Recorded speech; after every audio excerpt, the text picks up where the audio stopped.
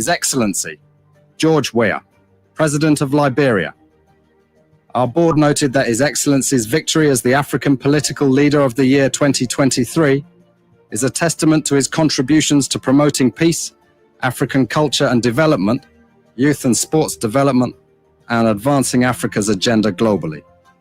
It is also a recognition of his critical role in the infrastructural and socio-economic development of his country as well as his people-friendly policies. He has continued to advocate for peace and free and fair elections in the ECOWAS sub-region, and this was demonstrated by a show of statesmanship and iconic posturing by accepting electoral loss and congratulating the winner. While he arguably had options as a sitting president, he chose the path of honor, peace, and the defense of democracy.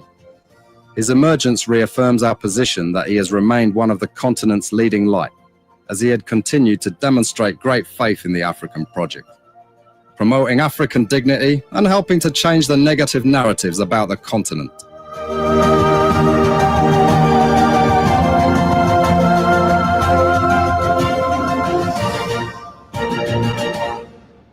Before we could become journalists today, we are citizens. If there is no way that our country is safe, we cannot practice in our respective professions. When we are at war, pastors will not be respected to go to church to preach. When we are at war, medical doctors will not be able to go to hospitals except on a coercion or sanitary condition. When we are at war, lawyers will not be able to go to court to practice. That's why when you see these things happening, whether you are a lawyer, whether you are working a profession, you got to step down and protect your country so that that country will provide an avenue for you to be the kind of person that you want to be. And that's where we are now. What happened on yesterday was wrong. It's still wrong. And no matter what it is wrong.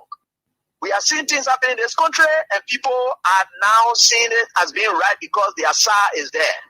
And these are things that we got to be stand up. To be a patriot, you have to stand first on the side of the law, because the politicians will go away. The regime will pass away, but your country will stay. The law will stay. Your patriotism vow will continue to stay on. And these are things that we got to stand up for. It doesn't matter how people feel, what kind of side you want to be on. We just got to speak to the truth, and that is very much important.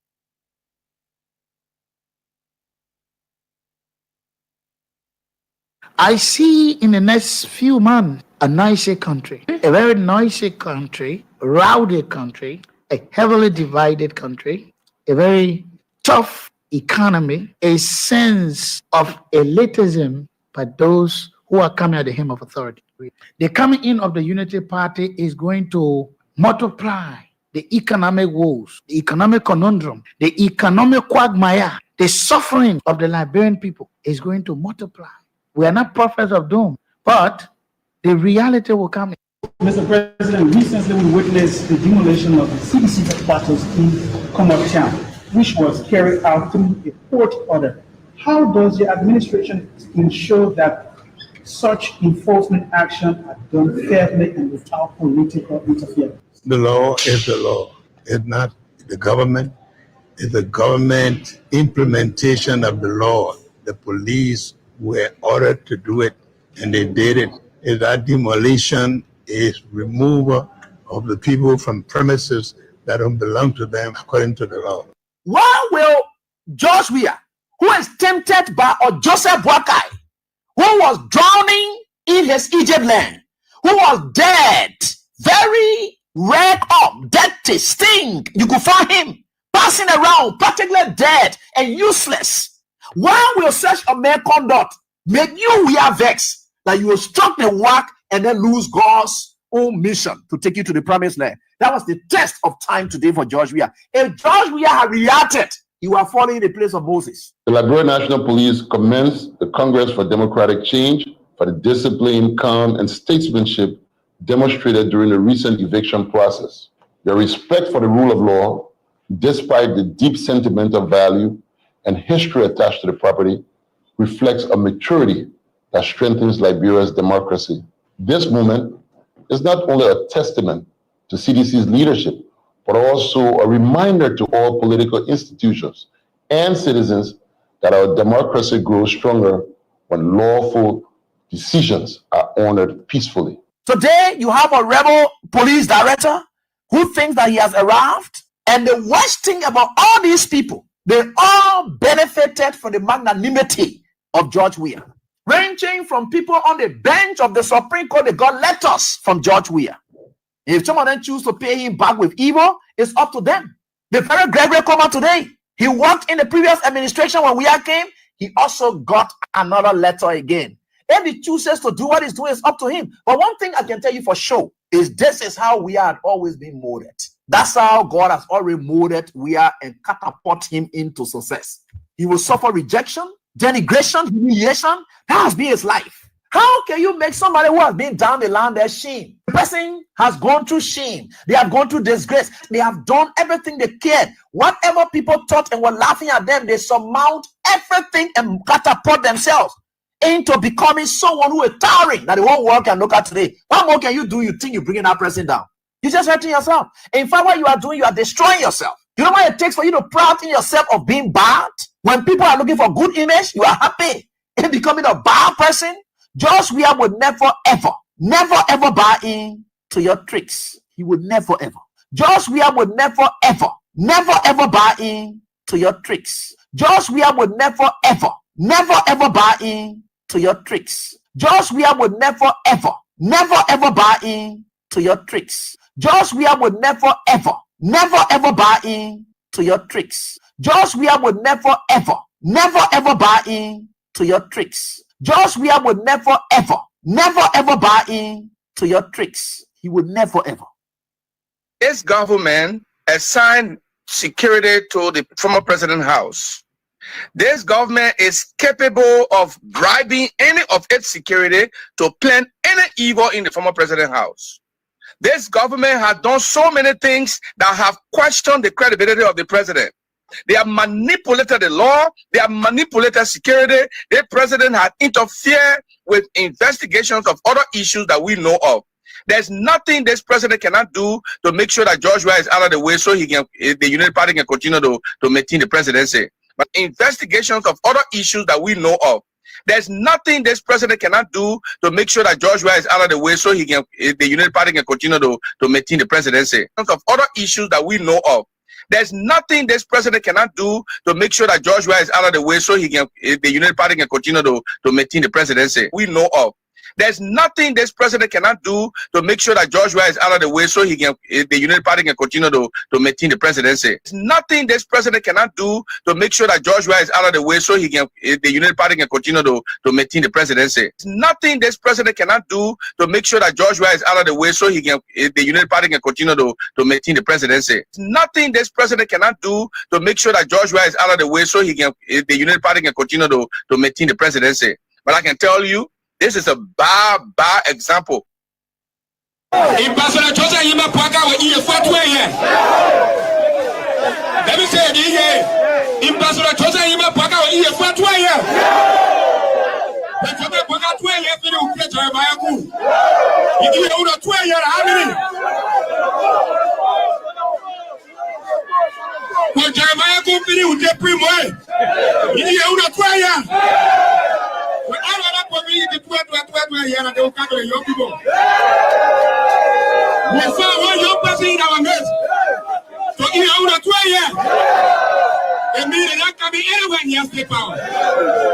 We have come to rescue this country, and because we are rescuing the country, we are not carrying it back to the reign of the next rule of the CDC. No way that any Buka Tensor will come in the executive mansion.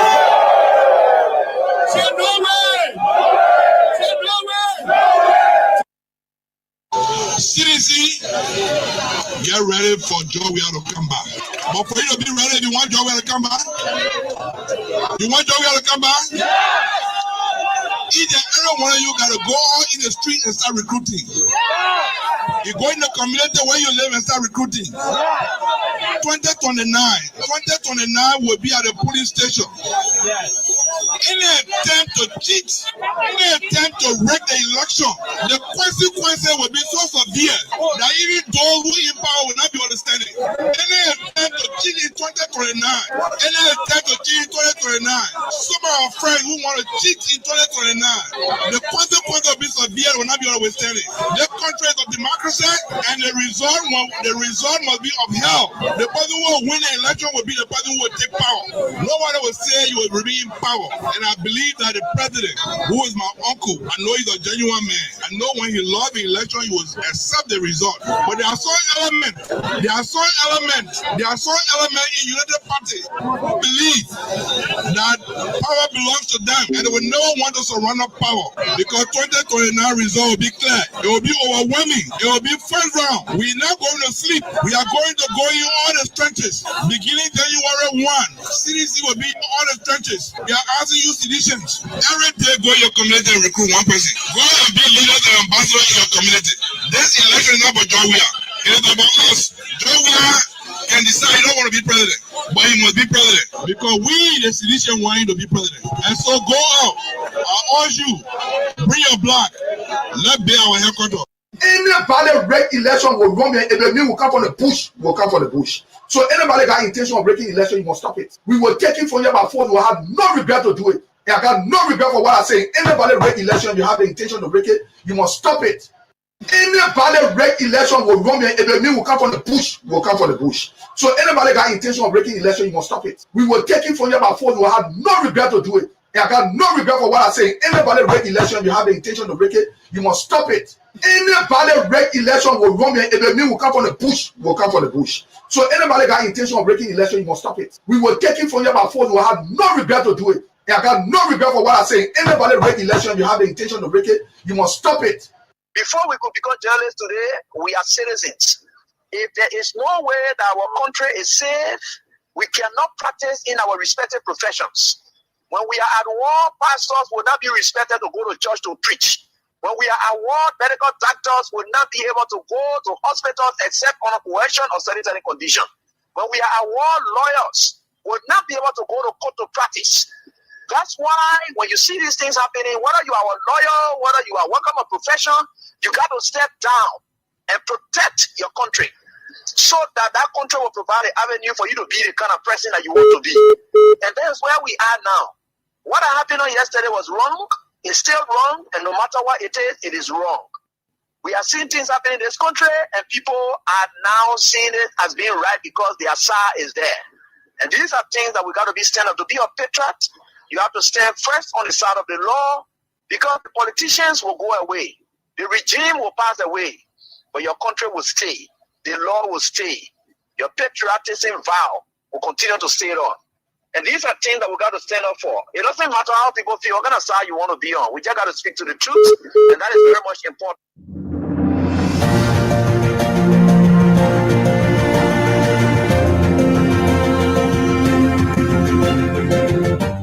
His Excellency, George Weah, President of Liberia. Our board noted that His Excellency's victory as the African Political Leader of the Year 2023 is a testament to his contributions to promoting peace, African culture and development, youth and sports development, and advancing Africa's agenda globally. It is also a recognition of his critical role in the infrastructural and socio-economic development of his country, as well as his people-friendly policies.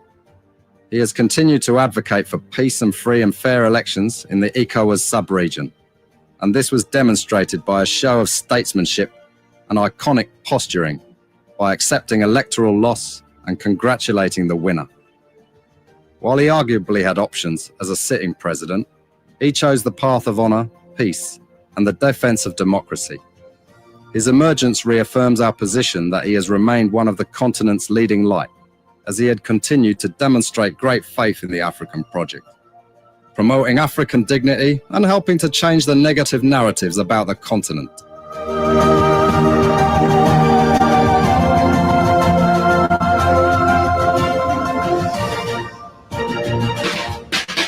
Yes, another day, we're back again. Thank you so very kindly that you joined us for Real talk. We go real to make society, our country, our common denominator, Liberia, better. And no way to do it than how we do. So let me say thank you so very much.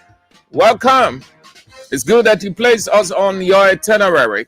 Mighty, the creator and sustainer of the universe. He is good. He is faithful.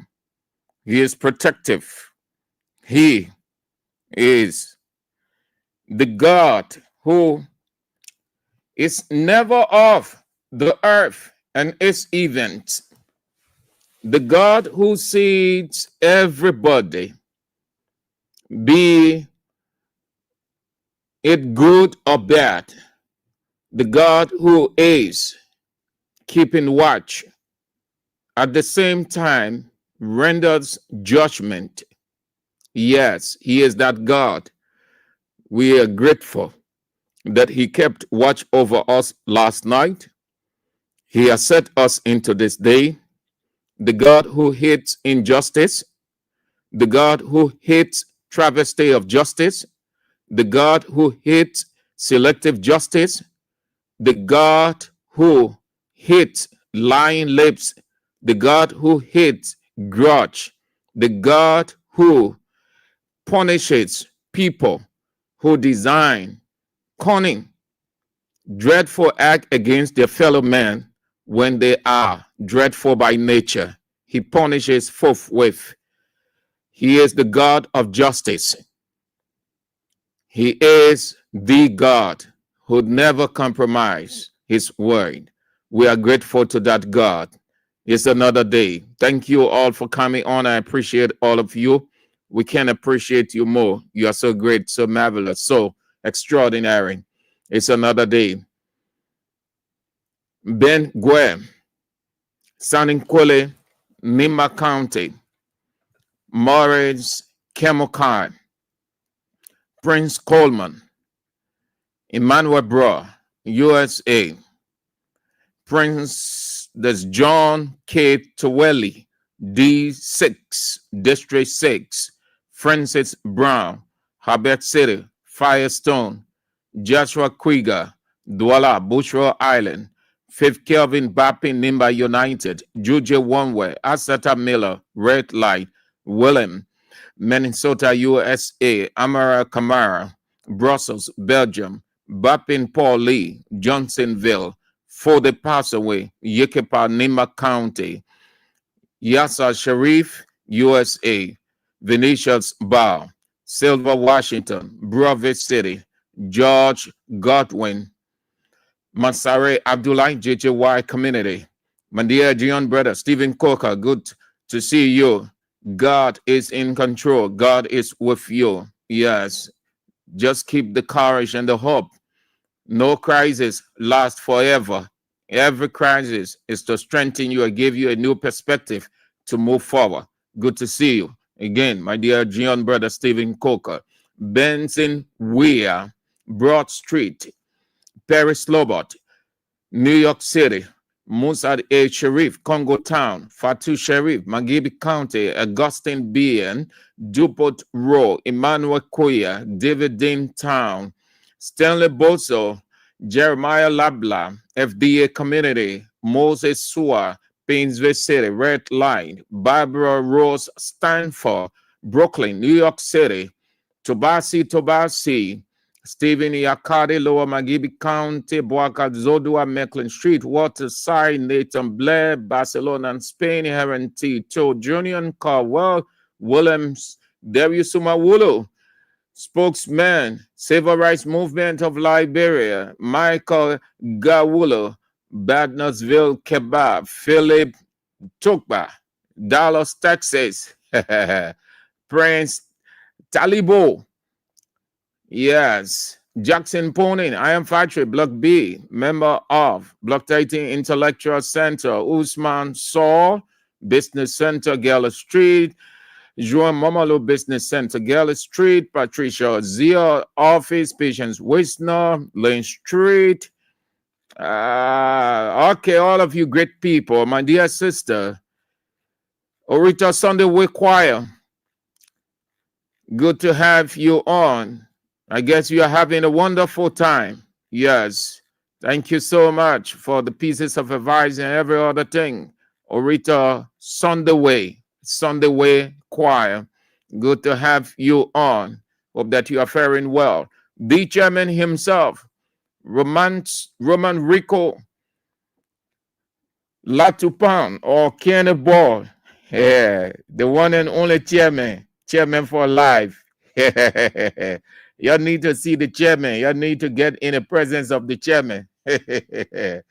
Hey, somebody call in the evening. They say, who that chairman you always talking more than that? That chairman part and that's some mail. I said, but you say that understatement when you say the chairman has something. The chairman is a common citizen, but common citizen with impact. Yeah, now a common citizen. The other man, vice president, he say we are the common citizen when when he coming, we are more pack. So common citizens are honorable people in their own right. They are reference points. They are exquisite by nature. They have that charismatic presence, and they are just naturally good. You always want to be in the presence, and in their presence, you never regret it. Just as George Weah is, you never want to leave George Weah presence. So is the chairman himself, Roma Rico, Kenneth Ball, or Latupan for short. Chairman, Block 13 Intellectual Center. All right.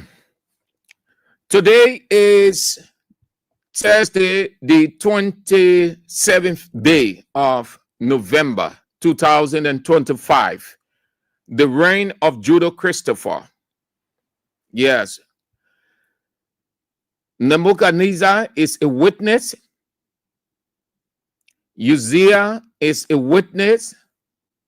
Cyrus is a witness. And the names can be called. They are all witnesses, or they were witnesses, or we can even use it in the present, and because the Bible is there, you can go there and check. They're dictatorial, tyrannic, despotic rule. They felt that they had all the power unto themselves. They felt that they could decide. They felt that it was the Machiavellian theory, might makes right, but they did not understand. They forgot about everything, the spiritual implication. Everything we do on earth, everything we do in our journalistic work, in our businesses, office work, church, military, medical, just every facet or every discipline, everywhere, everything, transport, interaction with people, everywhere, everything we do on a daily basis has spiritual implications. What are the spiritual implications, or the spiritual implication? Let me say it this way. The spiritual implication is simply God created the world and God keeps watch over the world. God cannot be seen, but God sees everybody, knows everybody personally, knows everybody exhaustively. God sees every decision before the person can bring it out, from government down to the ordinary person, as they will call them. He sees everything. When we're saying spiritual, you're simply saying God is invisible. The devil is invincible. The difference between the two, the devil cannot see the entire world. God sees the entire world. God knows. When you are having a despotic rule, God knows. When you have decided to inflict pains on people, God knows. And when God decides to take action based on what you have done, you will not know. That is why the expression goes, fear the Lord. Your president, fear God. Your vice president, fear God. Your journalist, fear God. Your politician, fear God. Your senator, your representative, fear God. You business person, fear God. You own a market table, fear God. You in a car or keke or whatever the vehicle driving, fear God. You walking on the line, fear God. You in your house, whatever you're doing, fear God. Because he is watching. Ultimately, you must be very careful not to use your power to inflict pains on people. The disaster, the outcome, rather, from God is disastrous. Every day, God is exacting justice. Every day on earth, the whole earth, some of the things that you see happening, why?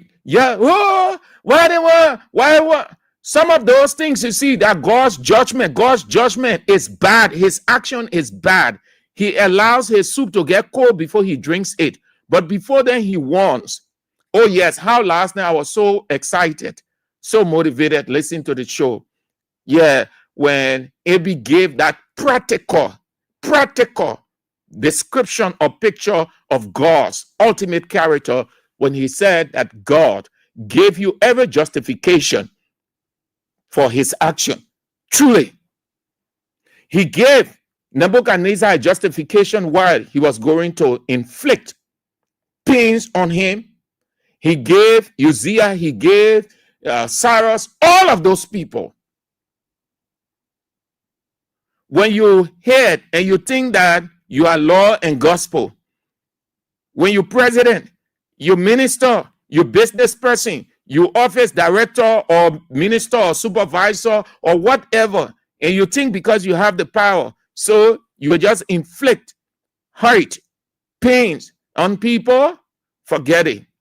Your end going to be more disastrous than that person or people you inflict pain on. Let's get to developments unfolding out of Liberia. Guinea-Bissau military leaders have appointed General Hota Tar Naman as transitional president for 1 year. He was sworn in on Thursday, just a day after the soldiers announced they had ousted the country's president, Yomaro Sissoko Ombalo. Uganda's opposition leader, Robert Kyagulanyi, known as Bobby Wine, claims that the government is planning to rig Uganda's 2026 elections. He alleges that his team has reliable information indicating that the security agencies intend to provoke chaos and impose a curfew before voting, similar to the 2020 unrest. Bobby Wine criticized Electoral Commission Chairperson Simon Biabakama for his silence on alleged illegalities, urging him to resign if transparency cannot be guaranteed. Authorities denied the allegations, saying that Bobby Wine's National Unity Platform Party has violated campaign rules and endangered public safety in the past. Police, in prior briefings, have accused his party of flouting campaign and traffic regulations, including blocking highways with unauthorized convoys, attacking officers, vandalizing police vehicles, and defying agreed rally routes. The EC has urged candidates to follow guidelines and said it will address and confirm breach or breaches by security forces or political actors. United States President Donald Trump has barred South Africa from attending next year's G20 summit in Florida after Washington boycotted the world leaders meeting in Johannesburg. Pretoria fired back leaked Wednesday, insisting South Africa's membership is decided by the G20 itself, not by Washington. The presidency called Trump's move an insult and vowed to keep participating in all G20 meetings. The standoff follows months of tension over domestic and foreign policy, with Donald Trump repeatedly targeting South Africa since returning to the White House in January. South Africa on Tuesday handed over the G20 presidency at a low-key foreign ministry event after refusing to do so at the summit to a U.S. embassy representative, insisting Washington be represented at the right level. Donald Trump has signaled out South Africa for harsh treatment on several issues, including since he returned to the White House in January, most notably on his claims of a genocide of white people taking place in the country, which has been debunked as false. In the United States itself,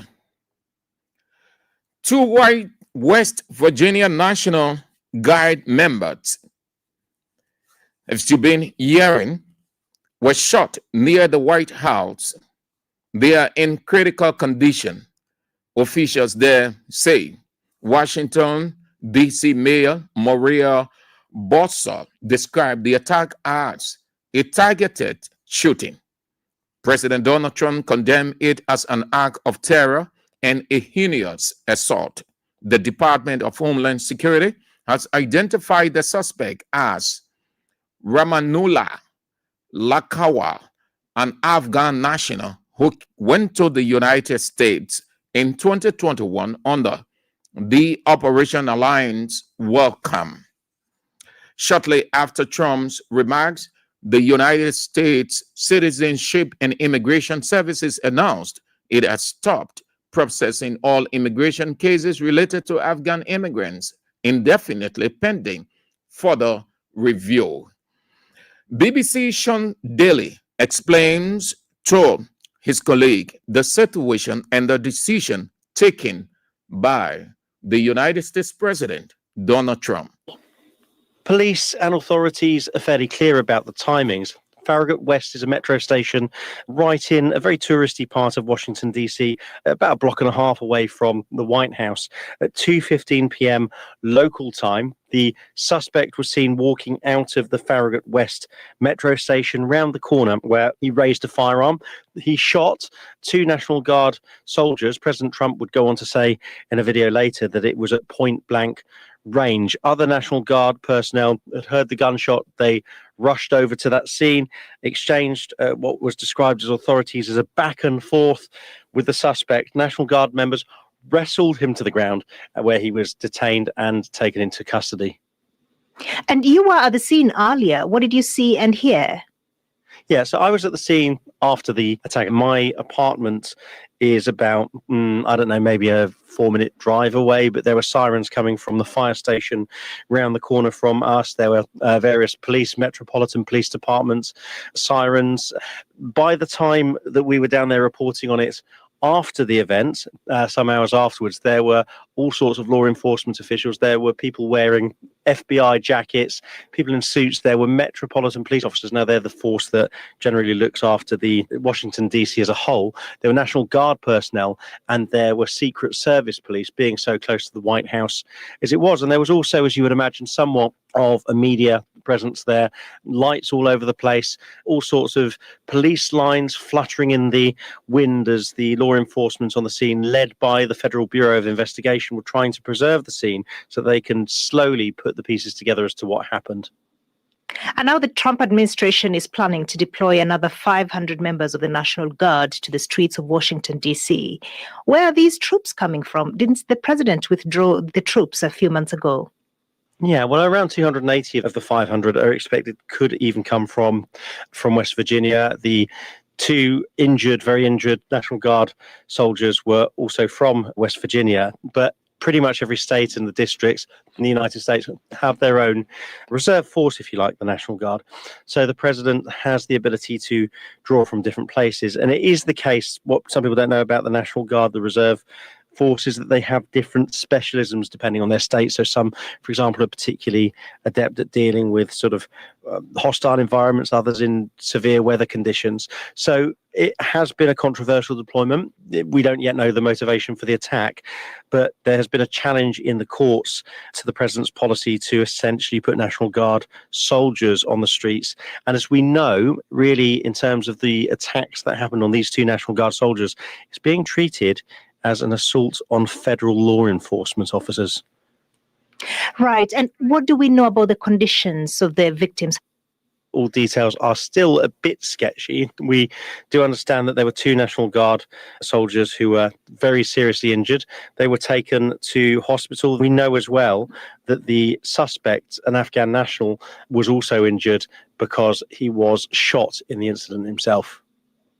And President Trump has spoken about potential steps that the US government will be taking after the suspect was identified as an Afghan national. Yes, this video posted to social media was attacking the Biden administration. It's believed that the Afghan national came into the United States in 2021, and President Trump turned quite political in some ways, some might say, during his speech about this attack, pointing to the previous administration. He described President Biden, the 46th president of the United States, as the worst president. He had said that they need to have a review of what he called aliens, and he didn't want people in the country who didn't, love the country, essentially. So there was that. But I think in relation to the actual attacks, he was the first official source to say publicly that the shootings of National Guard were point blank. He said that he would seek the steepest and strongest punishment for the perpetrator as possible. Meanwhile, federal investigators have to really keep a very open mind as to what happened, what the motivations were, and to do whatever they can to speak to that suspect, because we don't know what their condition is in hospital right now. BBC Sean Dillon, White House correspondent, explaining the incident, the aftermath of it, and the decision taken by Donald Trump. Nowhere is safe in the world. Nowhere. Only heaven is safe. Nowhere. Everywhere. Nowhere is safe. You can have all of the military, the armor, all of the security people, no matter how they're training, nowhere is safe. Nowhere. Nowhere. Only heaven is safe.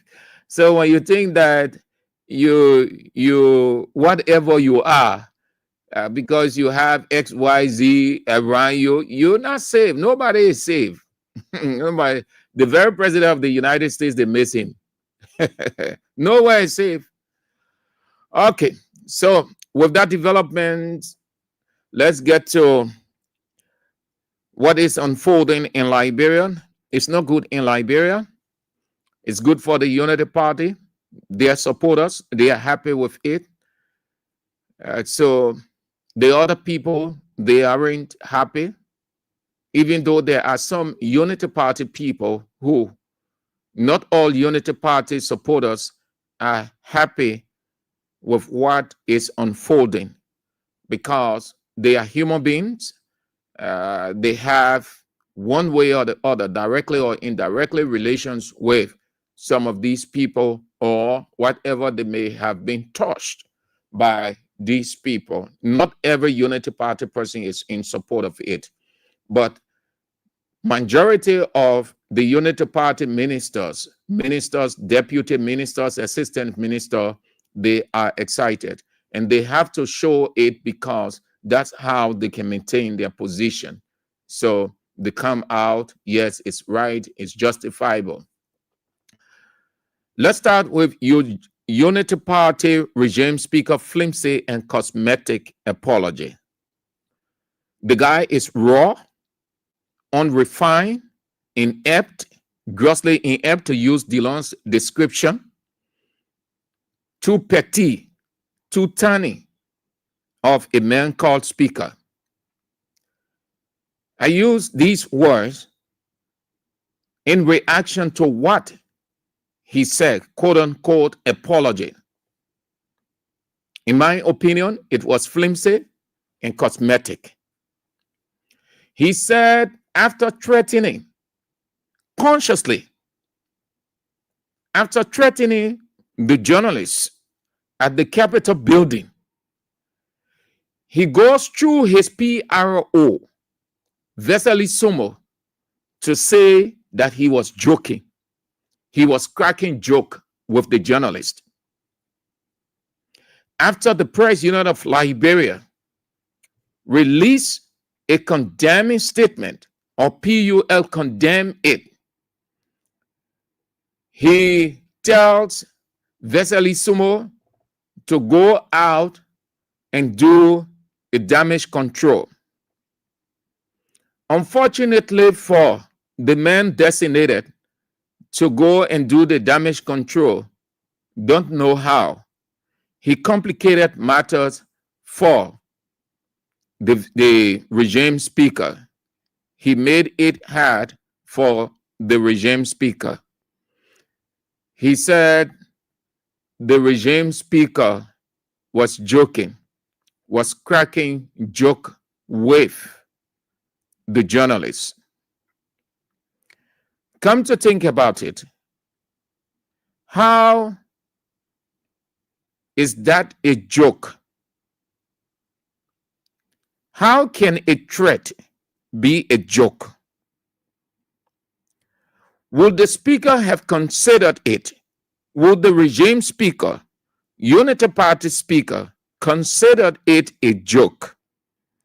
Had his action or his words gone into full action by picking up any one of the journalists, send them to Saw Beach for hours? Would he have said, I was cracking a joke? Is that what you call joke? Is that a joke? This man is dull to the core. The man is inept. But everybody knows how he went there. He did not go there on merit.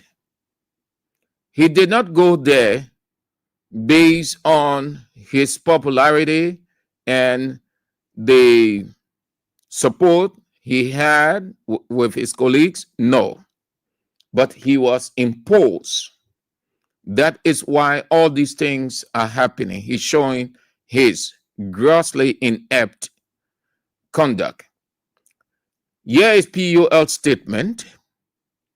The Press Union of Liberia believes verbal threats by the Speaker of the House of Representatives to deal with journalists by grabbing and jailing them are yet another frightening manifestation of the steadily increasing hostility, steadily increasing hostility towards journalists in Liberia. The union is alarmed by the threats from Speaker Richard Cohn, who on Tuesday, November 25th, disparagingly warned journalists covering the House of Representatives against recording communicative exchanges in the chamber in the absence of official plenary. And PUL in a statement will quote him verbatim, word for word. Told the press, this session is not legal yet. Anything you recall from here, we will deal with you. This session is not legal yet until we get quorum. We didn't ask you not to be doing your recording while we are doing our talking. You take anything from here. When we grab you, when we don't put you in jail, you must change my name. This session must be legal by quorum. And then PUL continued. No, they continue with the speaker. He said, this joke, where we are joking here, you're required now to start talking nonsense. When we catch you would not believe it. PUL quoted him word for word. Then the union continued. The threats by Speaker Cohn signal a clearly dangerous mindset by a certain public official of his kind to weaponize the state power by intimidating, harassing, and molesting journalists while restricting the right of the public to know and have access to information.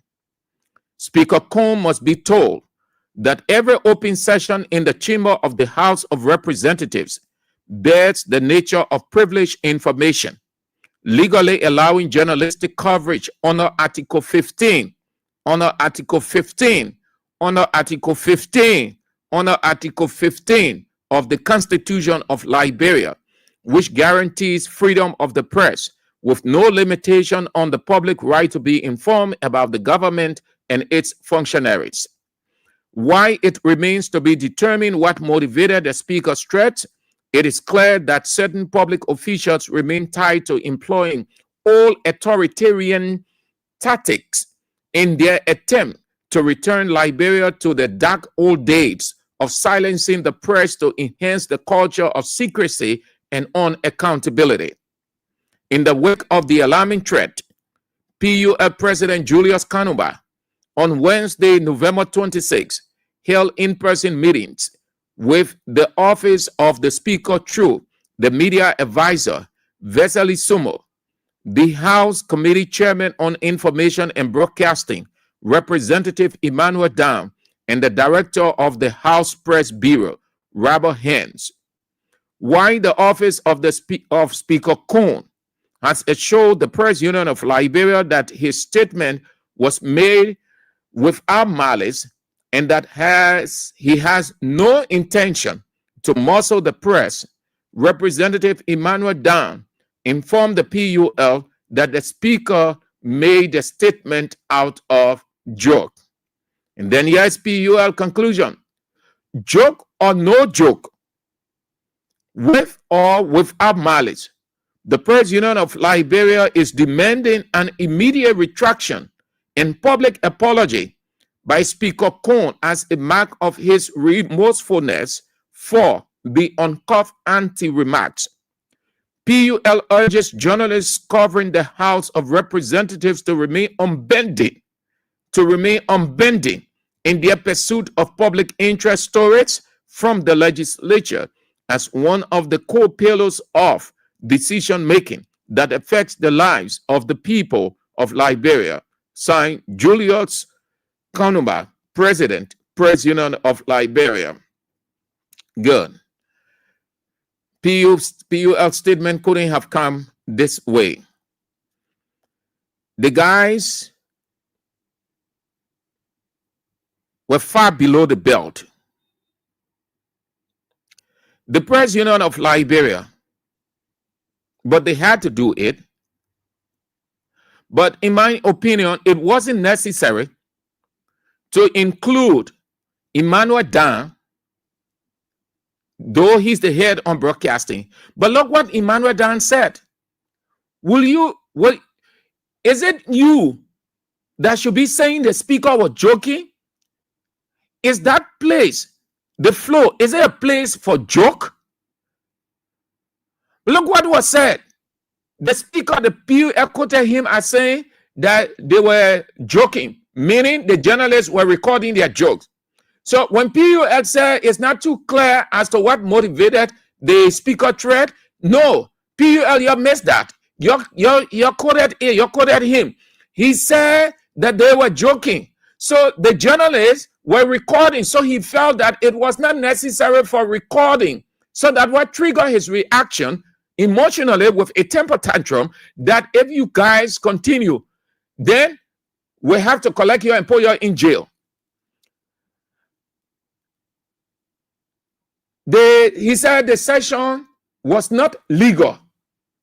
He said the session was not legal. Richard Cohn is a dull man of a speaker. Once day breaks, that place is open. It's open to the public. It's open to the media. When you have a closed door session, meaning the journalists can't enter, that's why they have closed door session. Closed door session, meaning only the representatives, only the senators, if that the Senate, only the senators will be in there. If the House of Representatives, only the representatives will be in there. Nobody will be there. Any other person or persons being there, their clerical staff, to record their statements. But the media will be off completely. And the media would now wait for the communication director of the House of Representatives to brief them. Once it is not a closed door session, under Article 15 of the very Constitution of Liberia, the media can pick up anything from there.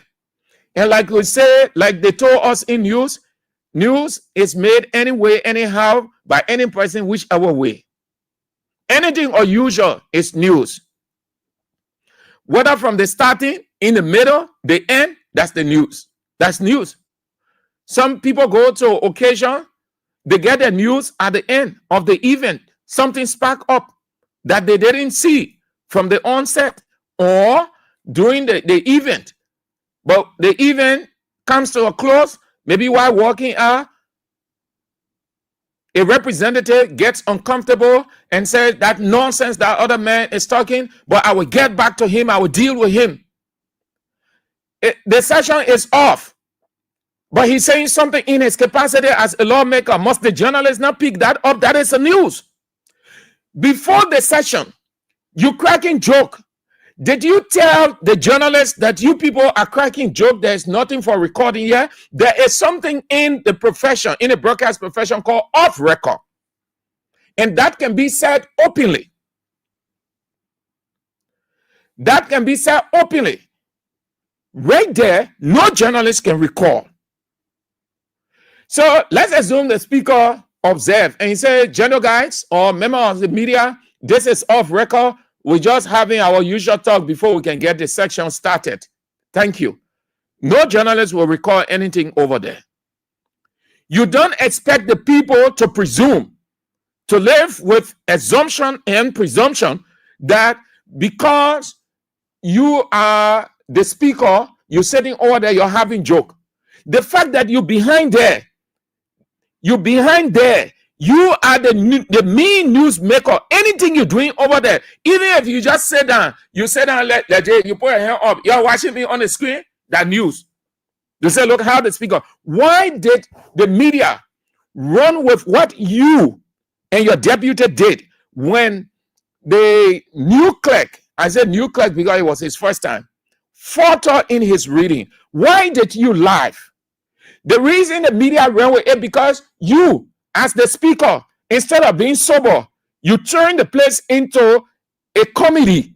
You started laughing, you and your deputy speaker, and that made news. So should the people say no, that the speaker was just laughing, it was not necessary?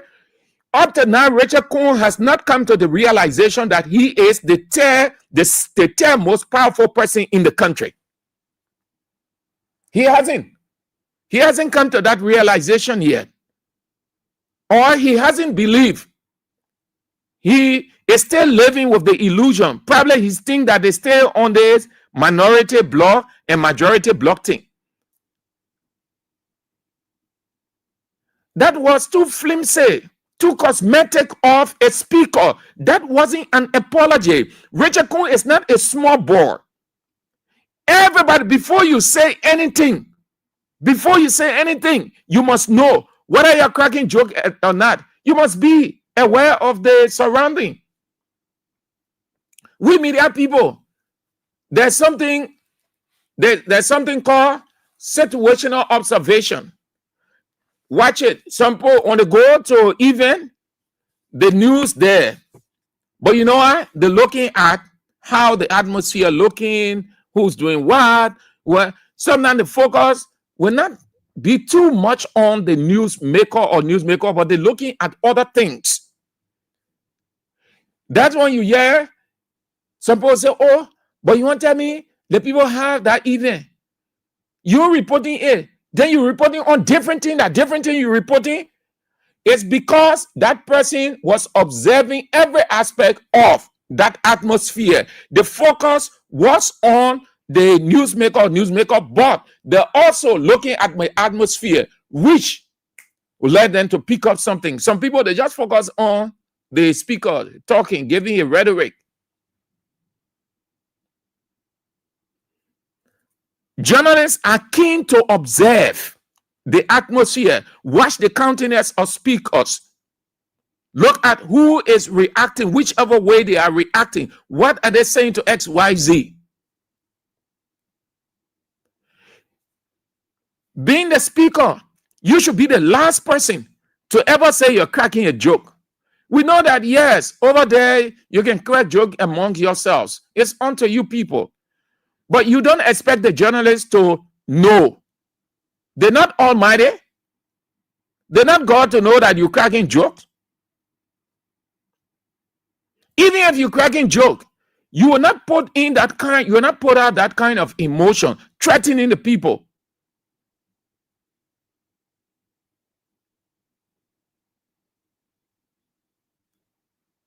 After the wide condemnations, then he come on and say the man was joking. Look at, I'm disappointed in Emmanuel Dan too. Very disappointed. It's not a surprise. It's not a surprise. You know, the speaker has absolute power. He can get things happening too many ways. So those guys, they want to enjoy the confidence of the speaker. So they put them on this to make sure this happen and all those things. No wonder why his district now, the people getting tired with him. I doubt whether he will go back 2029. Because the impression he gave the people, it is not the representation he having in the house. Do you know that Emmanuel Dan is one of the Bobo lawmakers in that place? You're in his district. When I open the line, you should tell me what difference since he got there. Why will you sit? And I like PUL position. PUL debunk him. Whether joke or no joke. PUL couldn't have put it any better. Yes. Thank you, Julius. Saying the House Committee Chairman on Information and Broadcasting, Representative Emmanuel Dan. Yeah, and the chairman, the director of the House of Representatives, Emmanuel Dan, informed PUL that the speaker made a statement out of joke. The speaker made a statement out of joke. So PUL said, joke or no joke, with or without malice, he must do an official apology. And that thing is not an apology. You send Vesely Sumo to go sit down somewhere and say the speaker expressed his sorrow, the speaker made it out of joke. The man should write official communication, put it in a newspaper, or sit in the same chair and apologize openly. Let all his colleagues hear him. The same place he made a threat, the same place he should apologize. Doll of a man call himself speaker. You can't do that. It's wrong. Since Richard Kuhn got that position by imposition, everything about him, error. He hasn't conducted himself right as a speaker. Does not have the personality, doesn't know how to speak well. The Queen's language gives him hard time. And listen, look what PUL did. PUL, but the recording is out. We have the recording. But just to tell you, PUL decided, and that's how you do it. It's professional. Don't paraphrase the person's statement. Say it as it is. PUL put it just the way he said it. All of the colloquial, broken English. That's how PUL put it. Is it? To the press, this session is not legal yet. You got no legal session. Anything you recall from here, we will deal with you. This session is not legal yet until we get quorum. We didn't ask you not to be doing your recording while we are doing our talking to. PUL quoted it there, just as he said it, the raw way. The happy PUL put it there. No paraphrasing. That was wrong. But it shows us it is a sign. It is a sign So, opposition journalists, you'll be careful. And opposition journalists, you'll be mindful what the kind of discussion you'll have with these Unity Party journalists or pro-Unity Party. You'll be careful. I'm saying it on purpose, saying it from experience. If not, you guys will find yourself in something. When you share information with them, these guys are taking care to the people. The government has the money. These guys are fighting for survival. Already, the opposition journalists, they don't want to see any one of you people. Anyone. They don't want to see it. So you be careful how you have conversation with Unity Party journalists. The same people will turn around when you say something, they'll go and tell this person that this journalist said this. He's working with social and social media. I'm advising you, I'm saying it from experience. I'm saying it from experience. When you're sitting with Unity Party journalists, close your mouth. Do your recording, whatever. If they allow you from there, you go to your radio station or your newspaper. So that thing was just a farce, yeah, a flimsy cosmetic of anything apology. He was on Wednesday again. I mean, era. All right.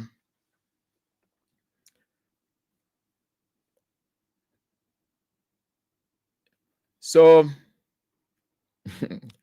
let's have this break. Let me get something straight. I beg you. Let me get something straight. Where is it? LIB, the Republic of Unity Party, the Republic of Joseph Yeman Boakai. That's what Liberia is. One party state.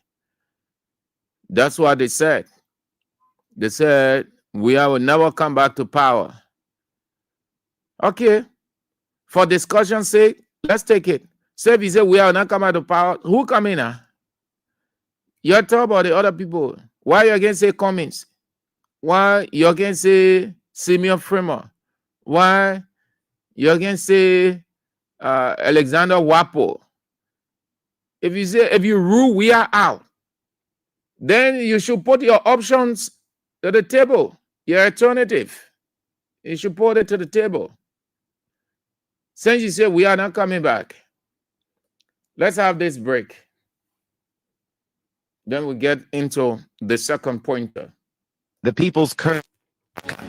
The problem isn't the leader, it's the people. And the people's curse and Africa. The problem isn't the leader, it's the people. That's the truth Africa has avoided for too long. We love to shout change every election, yet our hearts remain the same. We expect new results from the same broken mindset. We remove one man and replace him with another molded from the same soil of greed, ignorance, and impatience. From Nigeria to Kenya, from Zambia to South Africa, from Ghana to Congo, the story repeats like an old drumbeat that never changes its rhythm. Africa doesn't suffer from a lack of leaders. It suffers from a lack of citizens who think. We treat politics like a football match. We wear party colors like jerseys and scream for our team to win, not for our nation to rise. We celebrate thieves because they come from our tribe. We defend failures because they share our tongue. And when the country falls apart, we act shocked, as if we didn't vote for the very hand that now chokes us. We say we want change, but we want it fast, instant like coffee. We want overnight success without discipline, without sacrifice, without time. But no real change grows overnight. It takes seasons of sweat, pain, and patience. Even the best leader cannot build in a land where citizens destroy faster than they repair. You cannot plant mangoes and expect oranges. And yet, that's the curse of our continent. We build illusions and call them dreams. We fall for promises that sound sweet, ignoring the bitter medicine of truth. Politicians know this. That's why they lie. Lies sell faster than truth because truth demands work. Truth offends the lazy, it exposes the comfortable. Democracy, as we practice it, has become a theater of deception, a system designed to enslave the very minds it promised to free. The ballot has become our new chain. Every few years, we line up to vote, not for vision, but for faces.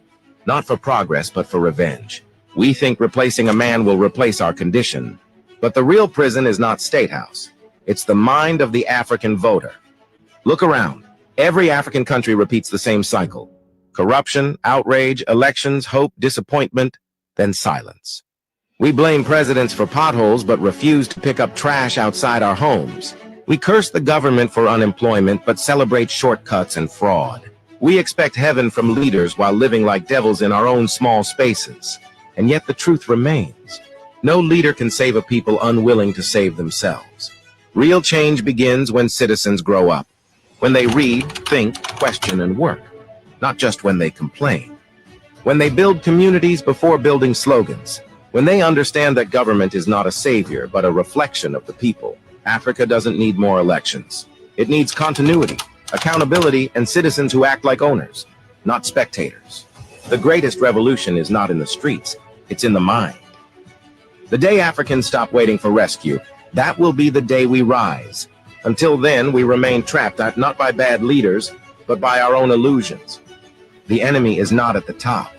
The enemy lives within us. And until the African changes his mind, no constitution, no election, no foreign aid will ever set him free.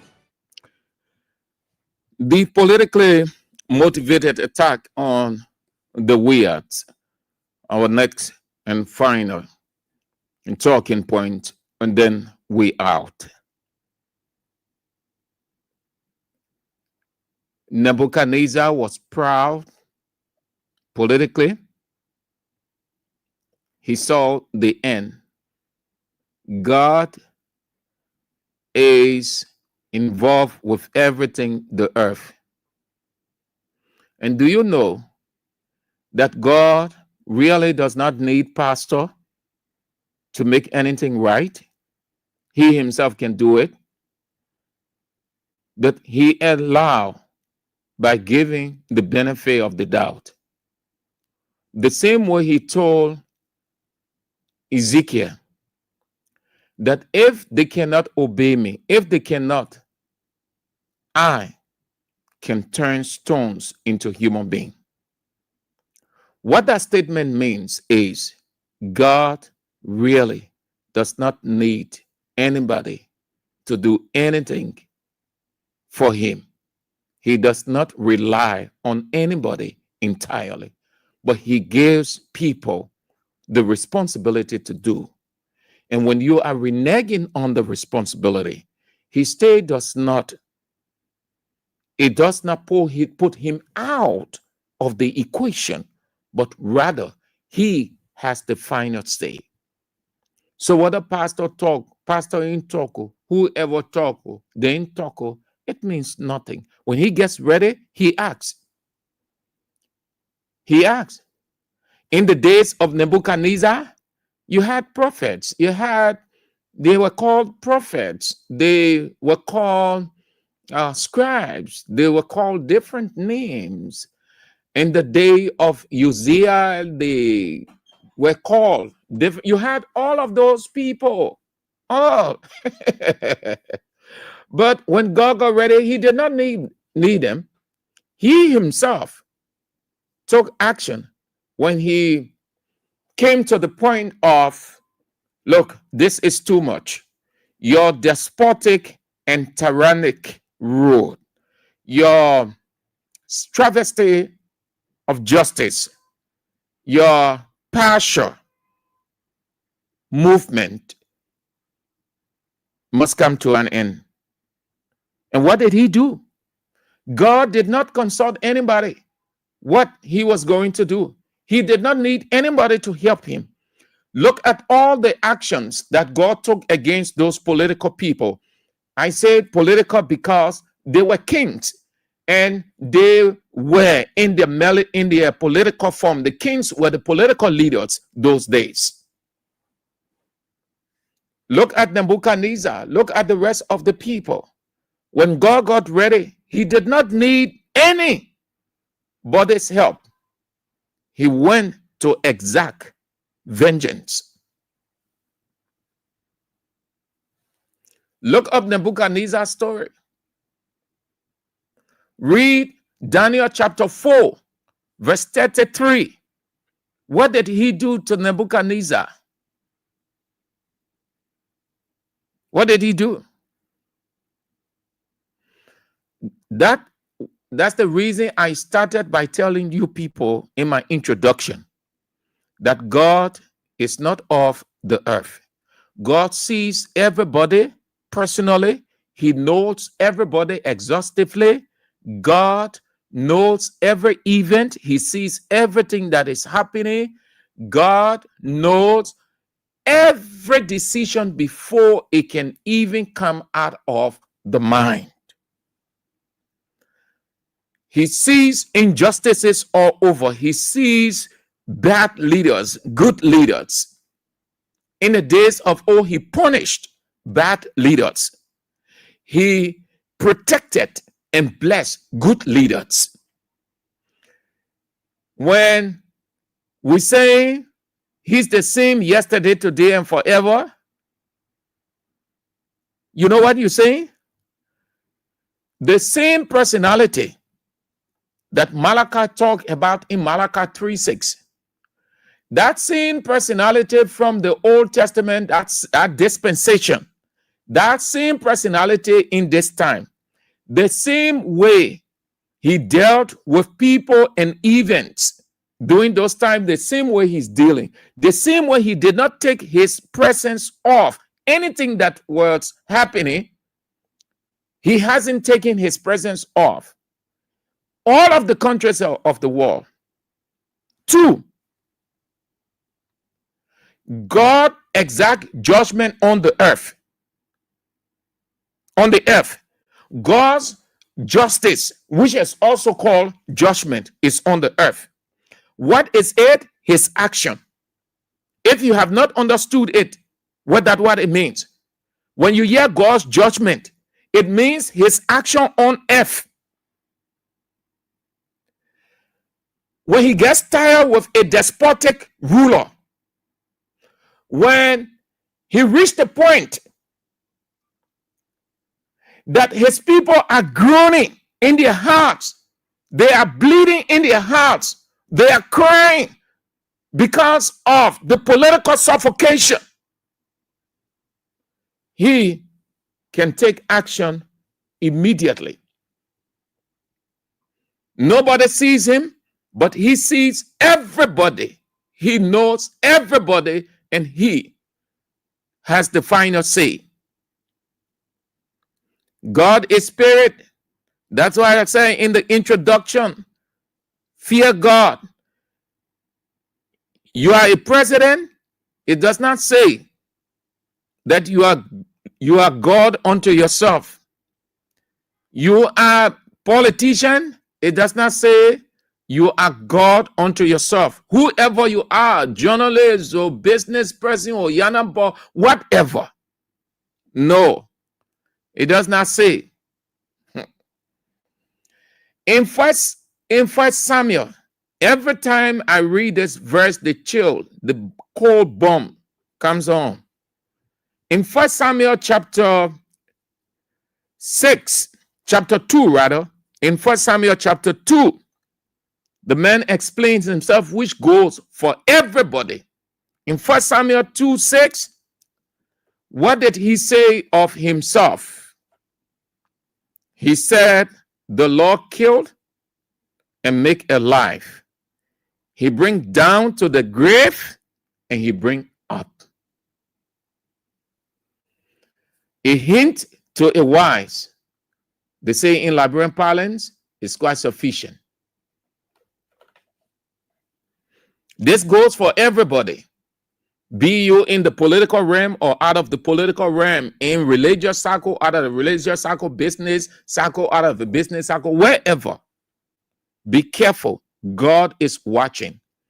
Let's put that in the political context. God sees every president, every ruler, and he knows exactly what is happening. What is unfolding? It is a targeted attack. It is intended a resolution or a vow to bring the Weahs down and every other person.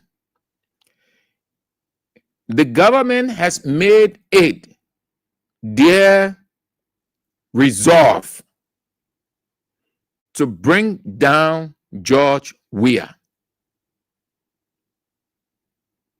If this is a surprise to you, then you are not ready yet. From the very first day, we have said and still saying that Joseph Yuma Boakai hates George Weah to the core. Joseph Yuma Boakai has personal grudge against George Weah. This is not our saying. We feed on the signs of the signs. We look at the signs. When a person is wicked, God makes you to know from the signs, which is referred to as the conduct of the person. When the person is good, God show you the signs, the conduct from the person. That's when you look at it, say, oh, that person is good. Oh, that person is good. And everybody gets to love that person. That is sign. So the sign attract people to that person. When say that person a bad male, that got a bad guy, that little too bad, that's the sign. People avoid that person. That's how God works. It is based on the signs that we see, we reach the conclusion that Joseph Yuma Boakai, the president, our president, hates George Weah to the core. We told you that Edwin Clark Martin is being used as a surrogate to go after George Weah. We've been telling you from the very first day that the government wants to seize ABC, George Weah's compound. They've been trying everything with the speaker, the other people, then it was on the French. Now they reach the point.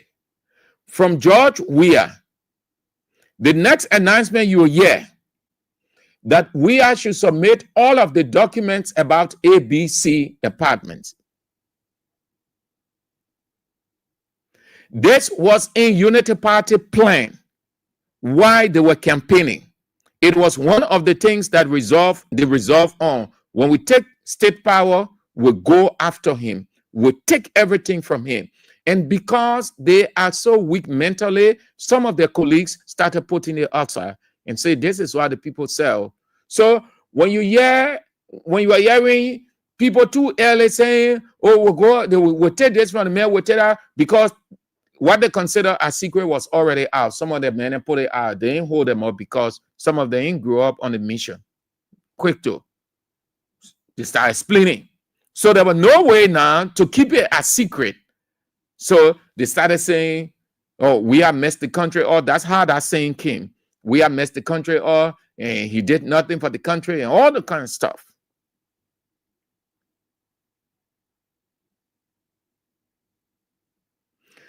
Unity Party decided during the campaign that this is what we do to George Weah. We take everything from him. God forbid, God is protecting George Weah. But I'm saying this in a political, hateful context from Unity Party. If Unity Party just hear something happened to George Weah today, everybody will be celebrating. All Unity Party people will be celebrating. They will be too happy. You know how they see George Weah as the man really stop us from getting the kind of life that we have wanted to get. The man kept us down. Now that we get it, we exterminate him and his people from the earth. That's how Unity Party. But look at the signs. They're not using Edwin Clark Martin for anybody else. George Weah and Clark Weah and every other person associated. That's all. Edwin Clark Martin said that they were going after former government officials. It makes sense for you to release the list of those government officials. Then, because in other countries, that's what they do. They release it. It doesn't say they are guilty. There's due process. Arab walks through the court,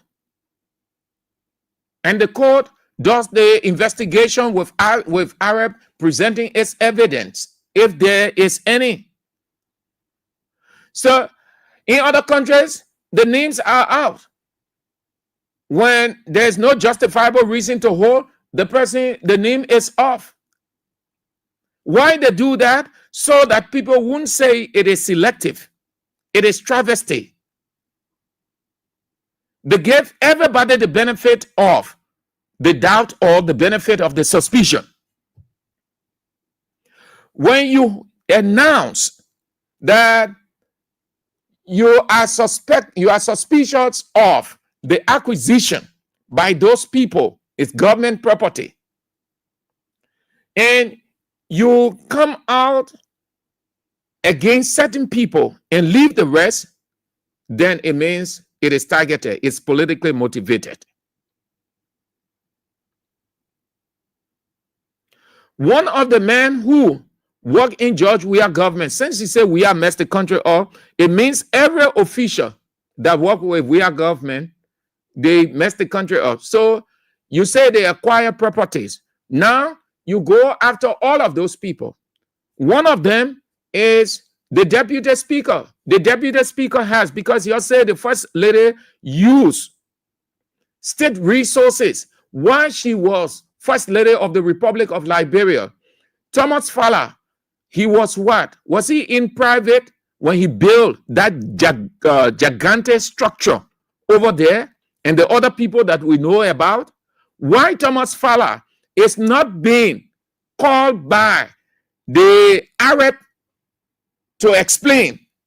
You put Edwin Clark Martin put up on his screen with the journalist, he put on 3 scenes. He said, those are Finabono's property. So you want to go in New Jersey, put that one on the screen. This man was deputy speaker and he stayed deputy speaker, but we're not taking him as deputy speaker. Now we're taking him as deputy speaker in CDC government. So you want to put him on the list. The reason they have not brought him on the list, that's why smartly he went and said that he supposed Joseph Yoma Boakai, he supposed the government, because Joseph Boakai is a Kisi man, he from Lofa County, and he too. It was not necessarily on any ethnic ground. The strategy politically that this whole thing that I know about, that they coming up against other people, I would not be there. All of them, the other man, Sir Joseph, all of them. You want to, that's how you do it. That's how you do it. You put everybody on. Let them go and exonerate themselves. But don't portray it like you are being comprehensive when you are selective. It is. The government is targeting George Weah. But listen, let me extend Israel's voice. Israel this morning, as I listened to the show, couldn't have put it any better. We said it here before. Sometimes God can get vexed with George Weah. Sometimes God can get vexed with Weah. Do you know that in the very Bible, God approved aggressiveness in certain situations? That you ought to be vocal and he back you? George Weah, why it is true that you don't want any wahala? We're not saying that you're going to cause instability, cause all kinds of stuff, but you have to stand up. The people feel that you're too soft. Hold there and every peace. Yes. Even the Prince of Peace, the very God, doesn't take any stupidity from anybody. That's why the Bible describes him as the God who subdued. When anybody thinks that they can bring anything funny, The very God supported people in the Bible based on their silence, and not that they were stupid, but the day they got ready to speak out, God supported them because they were on the right track. Sometimes God just gets tired with silence, peace, and you are being they're pushing you against the wall. It's not because God said that vengeance is mine, leave it with me, so it means you will just sit down and do nothing. No, that's not what that line means. You firstly act, then God acts on your behalf. If somebody is attacking you and you're doing nothing and say God is coming to help me, God will never ever go down there. But you must give him reason. You sit down. You are the leading political figure in this country. These people in opposition, look what they did to your government. Look what they did to you. Do you think God did not see all of those things? You think God in heaven was happy with what they were doing? We're not saying that you should do the same thing to them, but you can't be speechless throughout. Everything Christian, peace. Because the people know that your weakness is peace, so they're going against you. Because you want any wahala, you want trouble. The very God who is God of peace, he can move. Then what about you as a man? The man who created all of us. The man whom the Bible described as the peace, the creator, the sustainer of peace. When he gets ready, he put his peace jacket aside, he put on his justice character and get ready. When it was too much, what Jesus was doing, he was giving cheek, he was resisting.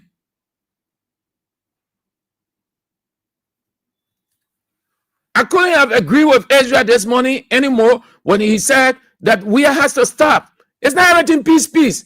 Not everything you just leave it. We agree you were right to tell the people to leave the headquarters and go. They destroy it. But after that, see what the people start doing to you. The reason why they're doing these things, because they feel that you are not taught, and they feel that, oh yeah, nobody want wahala in this country, so we coming out of war, and we this and that, and you just talking about peace, so they capitalize on it. Yesterday, when the people were talking about the same peace, these guys were not listening. They were undermining your government. They wanted war to come into this country so that something will happen, and then your reign is cut short, and you sitting down there and want a peace. They say, in times of peace, be prepared for war. Not necessarily gun war, but fortify yourself. Otherwise than that, your enemy will overcome you. This is a serious warfare. George Weah, come on. The people are targeting you. You are the target. The people want to scrape you to the list of a person in this country. They don't regard you as former president. They don't see you as anything in this country. And you sitting down there, you and your people, look at the opposition. Look at the guys. They too, not helping George Weah. They're not helping. I hope 2029. These guys, I see 2029, I see defections. You know why? These guys, most of these guys, and you see the softly thing where they're acting now, like it start getting closer. The tension gets so strong. You see the men leaving Weah. You see them going. Upon anything, you will see it. If ever was a time to stand with Weah, now is the time. But what do you see all these guys doing? The war is raging against you. God never said we are just saying and be talking peace. The war is raging against you. What do? Wickedness in high place against you. You are the prime target. There's no name they call in this country but you. Everybody, George Weah. We agree that you are a peaceful man. That is your nature. And God appreciates that. But the same God is ready to protect you. The same God is ready to move with you. Just as God presence hover the Ark of the Covenant everywhere that when he was with them, just as God led people to exact the same vengeance against the enemy that were coming against them. So that same God is with you. These people can't do nothing. They can't take gun and kill you. They can't take gun and shoot you. They can't take gun and do anything. What's that? What's that? Once the people reach your doorstep before, and you see the people creeping, they're creeping gradually they're creeping on you, gradually they're going. Must they reach your doorstep before you come out as the leading opposition figure in this country, George Weah? Or are you waiting for Daniel to show you the sign? No, God already showed you the sign. God showed you multiple signs, many signs from day one. So God not going to show any sign because he already showed you. He's only willing to protect you, ready to protect you, to be with you, that his presence will hover you once you start.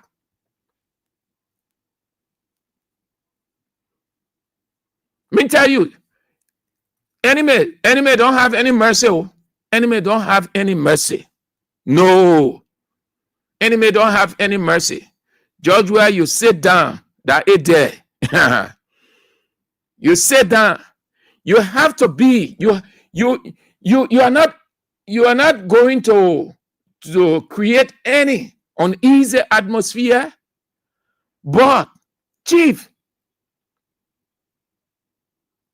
you can sit down. You can just be silent. Everything peace, peace, peace, peace.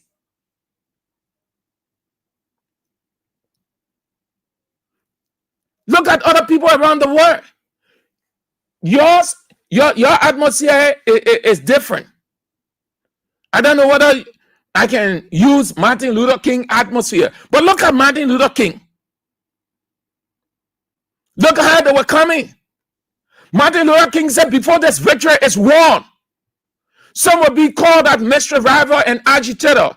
So but what did he say? Well, stand up for your right. That's what Brennan Spear meant when he said, we are not stupid. They think that we are stupid, but we are not stupid. Don't make people think that these people think that you are so weak. It's all because you have not shown them yourself real good yet. When you show yourself real good to them, and everybody raise concern, they'll say, let's lead the thing here. They may offer something different. You and somebody in the area all the time, the person picking at you. You leave a person picking at you and say, oh, okay. So when they see you anywhere, they will mock you. They'll say all kinds of things. They'll even go to hate you because they know that you're not saying anything. But they try it the first time, the second time, you try the fourth time. When you turn around, get a slap in the ear, they will never come back there to do it again.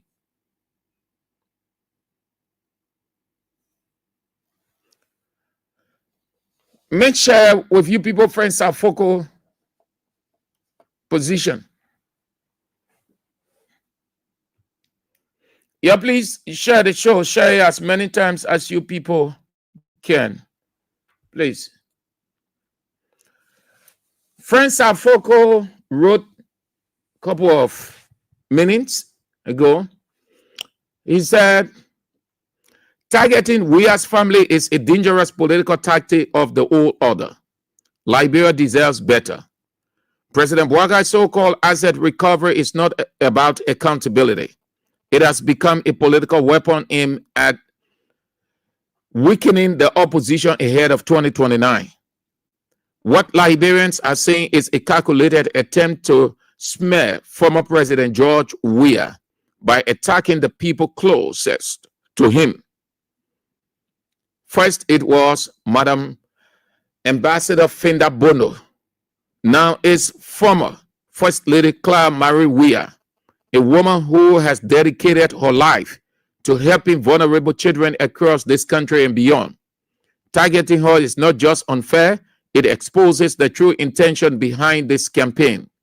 You cannot claim to fight corruption while shielding the unanswered questions around multi-million-dollar villa in Foya, unexplained wealth, inflicted budget allocations, and shady deals happening under your watch. Selective justice is not justice. President Bouaka is repeating the same old tactic, using state power to demonize your strongest opponent. But we will vehemently resist any attempt to misuse national institutions for political gains. And Liberians know George Weah. They know the man of peace who used his own resources to support Liberians in refugee camps across Africa. They know the leader who handed over power peacefully when he could have done otherwise. They know his heart for this country. Every time you go after Weah and those associated with him, you don't weaken him, you weaken yourself. The people are watching, and they will continue to rally around President Weah because they believe the future of their children depends on real leadership, not political witch hunt. Accountability must never become a disguise for repression. Liberia deserves better. This is the position by Frank Safoko, Representative District 9.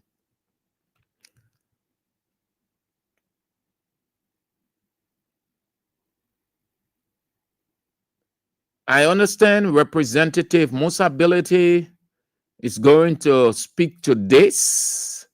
That's what I was told from one of his aides. He's going to speak to dates, and others too. Yes, it's selective. It is targeted at one person.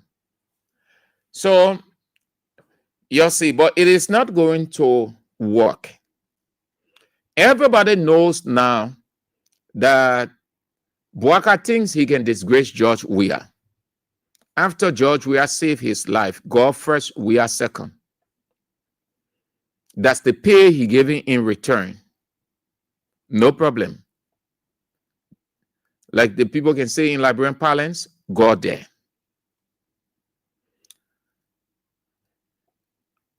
The signs are clear. It's one-sided. Here is the president who said no business as usual. Look what is happening in the man's government. Edwin Clamanti, chief, everybody knows that you are being used as a surrogate. You are aware. Unity Party, they announced that they bought a party headquarters and going to raise funds symbolically for construction of headquarters all around the country. Don't you want to ask? Here's the villa over there, a mystery villa. You don't want to ask? Okay, it is mystery, so you don't want to ask because you know the owner. And there are several you see happening all around you. You took on a responsibility. You're not wise. You're not wise. You are not the first person that Bouaka approached. Bouaka approached other people. They rejected it because they knew exactly the implications. But because you felt frustrated from LACC all the way, the same asset recovery we are getting to you, you were unsuccessful. Now, the LACC Wahala, which all of us know about, so you develop that grudge too for George Weah. And that's why you're demonstrating. So Bouaka says, since the men get grudge against Weah, fine, we together. So my man, come, I will make you the assets recovery chair. Go after him. Go after him. Couple of months back, because he realized his conscience is not clear. What did he say? He said, yeah, people went to her, people are attacking him. Nobody had time for you. No, Edwin Clark Martin, don't lie. Nobody get time for you in this country. Chief, everybody knows that you've been used as a surrogate. So that thing, it was a make-up. The asset recovery, people were under attack, and people went on no man went to my house. That was a blatant lie, a diabolical lie. Nobody has time for you. That your own conscience not clear with you. This too is Liberia, Chief. There are too many things happening. You, as recovery boss, should be calling the government attention to. Let Filekanga sitting over there, Unity Party. They say, oh, we are people who are using government vehicles for party rallies in government with party t-shirts on. There are Unity Party people there at the headquarters use Ministry of Post and Telecommunication vehicles and other vehicles. Did you say anything? You shut your mouth because that Bwaka government. But Chief, you're wasting your time. You're wasting your time.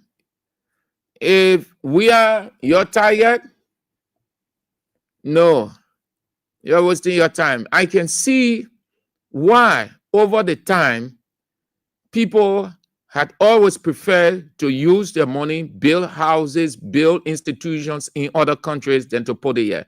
Do you know that one of the reasons Liberia, 178 years, just being down and down and down? Because people realize this whole thing of hate. So they will take their money and carry. The same Liberians were saying, poor people are not building in the country. They will take their money, they go develop other people's country. They will take their money, they go develop other people's country. That's why they were saying over the years. Because they did not see anything whatsoever or structures going up or any notable foundation. When people try to do it, they say the government money. Yeah, the first lady there, and the first lady has foundation. Where she taking the money from? The first lady doing the other one, and our government money she using. The government money. Chief, you're stabbed, man. You're stabbed. We know Bwaga is against George Weah. Bwaga hate George Weah to the core, but we ain't hate George Bwaga. No, we ain't get nothing against Bwaga. No, not at all. We are getting nothing, absolutely nothing against Bwaka. Nothing. We are is a clear conscience man. We are is a free spirit man. We are is covered and protected by God. You continue to pursue we are, that you and God will handle it. We're just saying sometimes we are got to speak out, especially in this kind of say when it's grave. But at the same time, it's up to the man himself. Why we might want him to react, but how we see it, it's not how he sees it. Simple as that. He knows what he's doing. In fact, this is not the first time. No. This is not the first time they try coming out with this cloud foundation. This is not the first time. I think this is either the second or third time. It's not the first. Inviting people to bring documents, it doesn't say it is an indictment, and it doesn't say it is a guilt. The legal thing, it's not political. Maybe if we're in war time, then you say, yeah, you send people to go and seize it. But we're in a modern democracy. A democracy that you, Joseph Yuma Bwaga, inherited from George Weah. So just relax yourself, Mr. President. Relax yourself. They say his birthday will be on Sunday. On Sunday, it will be 81. Saturday, the holiday. Oh, the other country here party holidays now for fun. Saturday, the national holiday. Hey, man. Hey, it's not easy. Okay.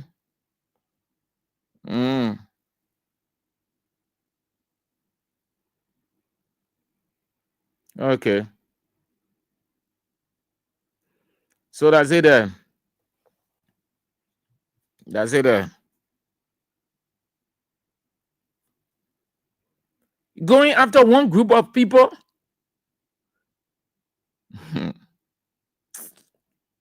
You're right. You're right.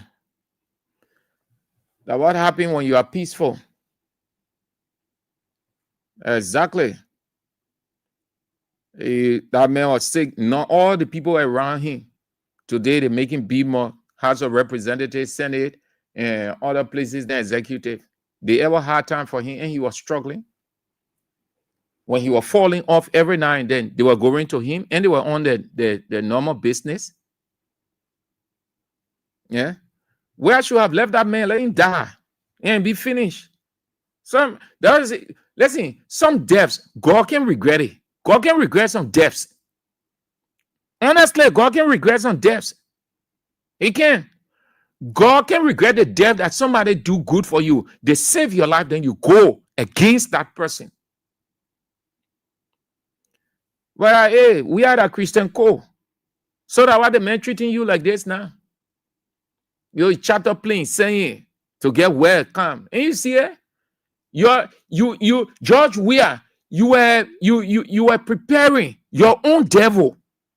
It's just like some of those films, those experimental films that we watch, like the one I like watching, the Predator in a hospital or the lab. The lab, they taking care of it, they're doing this, they're doing that. Fast forward, bam, it's against them. The whole war, the Predator just going, taking them down. That's the same way. Your devil, George Weah, you stood with your devil on Inauguration Day. Fonati Kofa, you stood with your devil when your house got burned. What other event? Oh, watch it. All those events.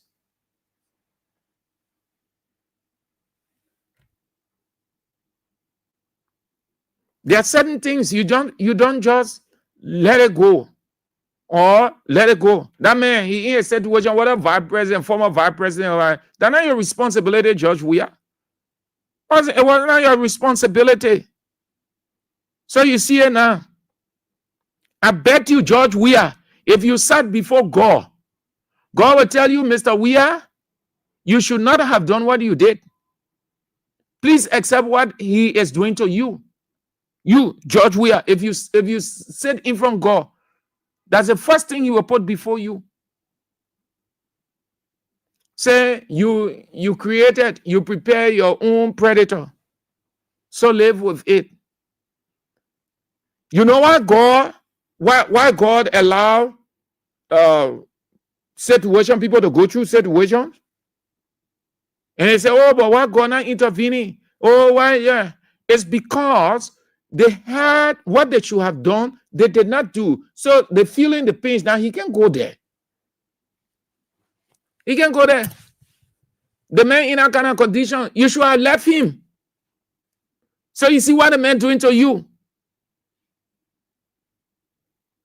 You should have left him. Whatever happened, it would not have been on you. And all of the people saying, you the bad man, you the baddest man, if that is a word. You the baddest man that ever lived in Liberia. You the most hateful man. You see what all United Party people are doing to you? They just want to hear something to happen, something should happen to you. They will be too happy, they will celebrate, they will rejoice. Hey, Joe, we are. What you did to these United Party people? You see what the people just want, and they start carrying your death news all around. What kind of country? Even despite the political disagreement, they will never reach to that level. They will not reach to that level. They will intellectualize the issue, but they will not go bewitching death of their former president, living president. They happy. They were witching you. United Party people, they sat on Spoon Talk. The United Party brothers, the Fadiga brothers, and one of them said that he wished that you would die in plane, the plane will crash, and our United Party people today, and they're supporting United Party to get jobs. And they said, other one said, he wish he would attend to a snake to boil you. These people been having that grudge against you from day one. But listen, you go, your kind of whatever you say, what kind of grudge okay, except George Weah.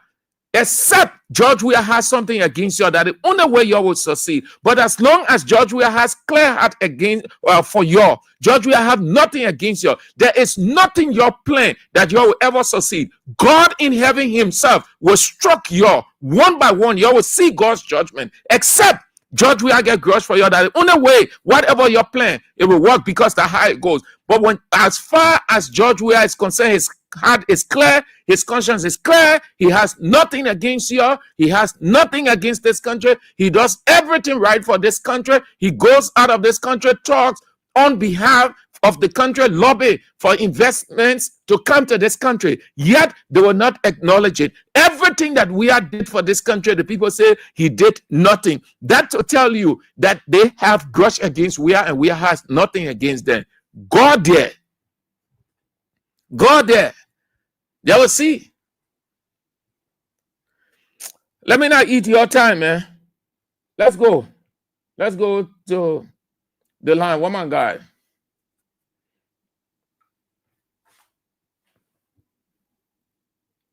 One man guy.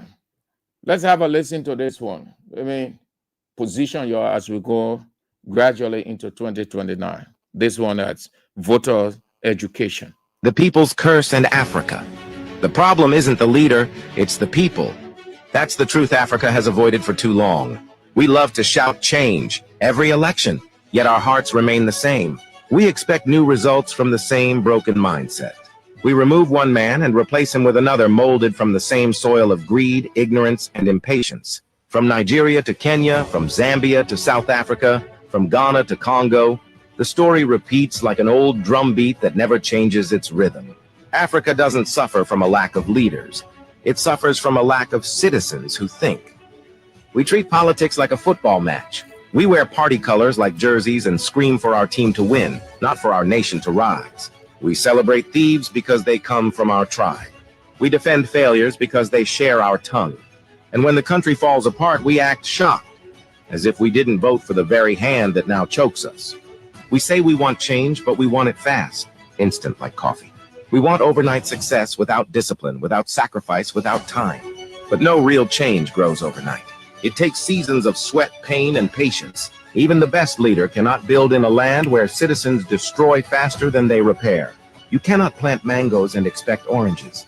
And yet, that's the curse of our continent. We build illusions and call them dreams. We fall for promises that sound sweet, ignoring the bitter medicine of truth. Politicians know this. That's why they lie. Lies sell faster than truth because truth demands work. Truth offends the lazy, it exposes the comfortable. Democracy, as we practice it, has become a theater of deception, a system designed to enslave the very minds it promised to free. The ballot has become our new chain. Every few years we line up to vote, not for vision, but for faces. Not for progress, but for revenge. We think replacing a man will replace our condition. But the real prison is not State House. It's the mind of the African voter. Look around. Every African country repeats the same cycle.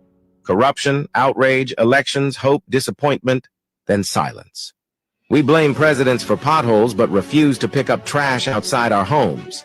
We curse the government for unemployment, but celebrate shortcuts and fraud. We expect heaven from leaders while living like devils in our own small spaces. And yet the truth remains. No leader can save a people unwilling to save themselves. Real change begins when citizens grow up. When they read, think, question, and work. Not just when they complain. When they build communities before building slogans. When they understand that government is not a savior, but a reflection of the people. Africa doesn't need more elections. It needs continuity, accountability, and citizens who act like owners, not spectators. The greatest revolution is not in the streets, it's in the mind. The day Africans stop waiting for rescue, that will be the day we rise. Until then, we remain trapped, not by bad leaders, but by our own illusions. The enemy is not at the top. The enemy lives within us. And until the African changes his mind, no constitution, no election, no foreign aid will ever set him free.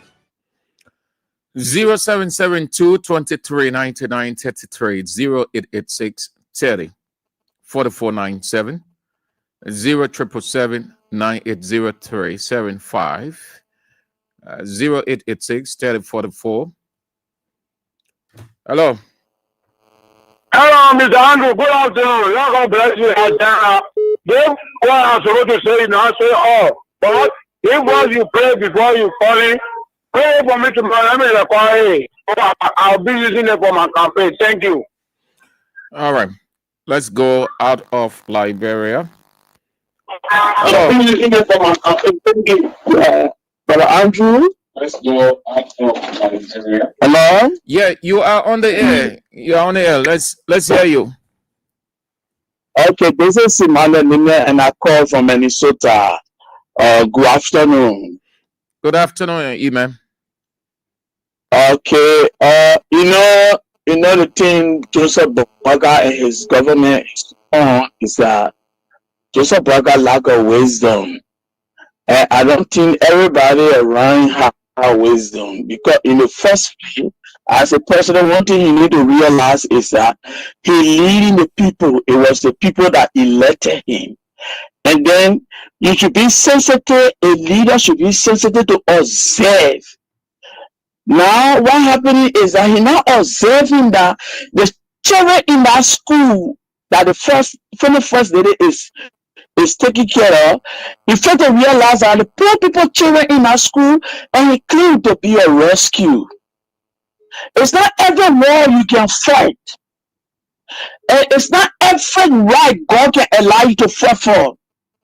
All these things, as a man who carry wisdom, you have to understand. If Joseph Boaga had wisdom, first thing first, to win the mind of the Liberian people, he will tell a word as a first lady and say, not every money you got to eat. Tell your wife, say, oh, you know what happened, Katumu?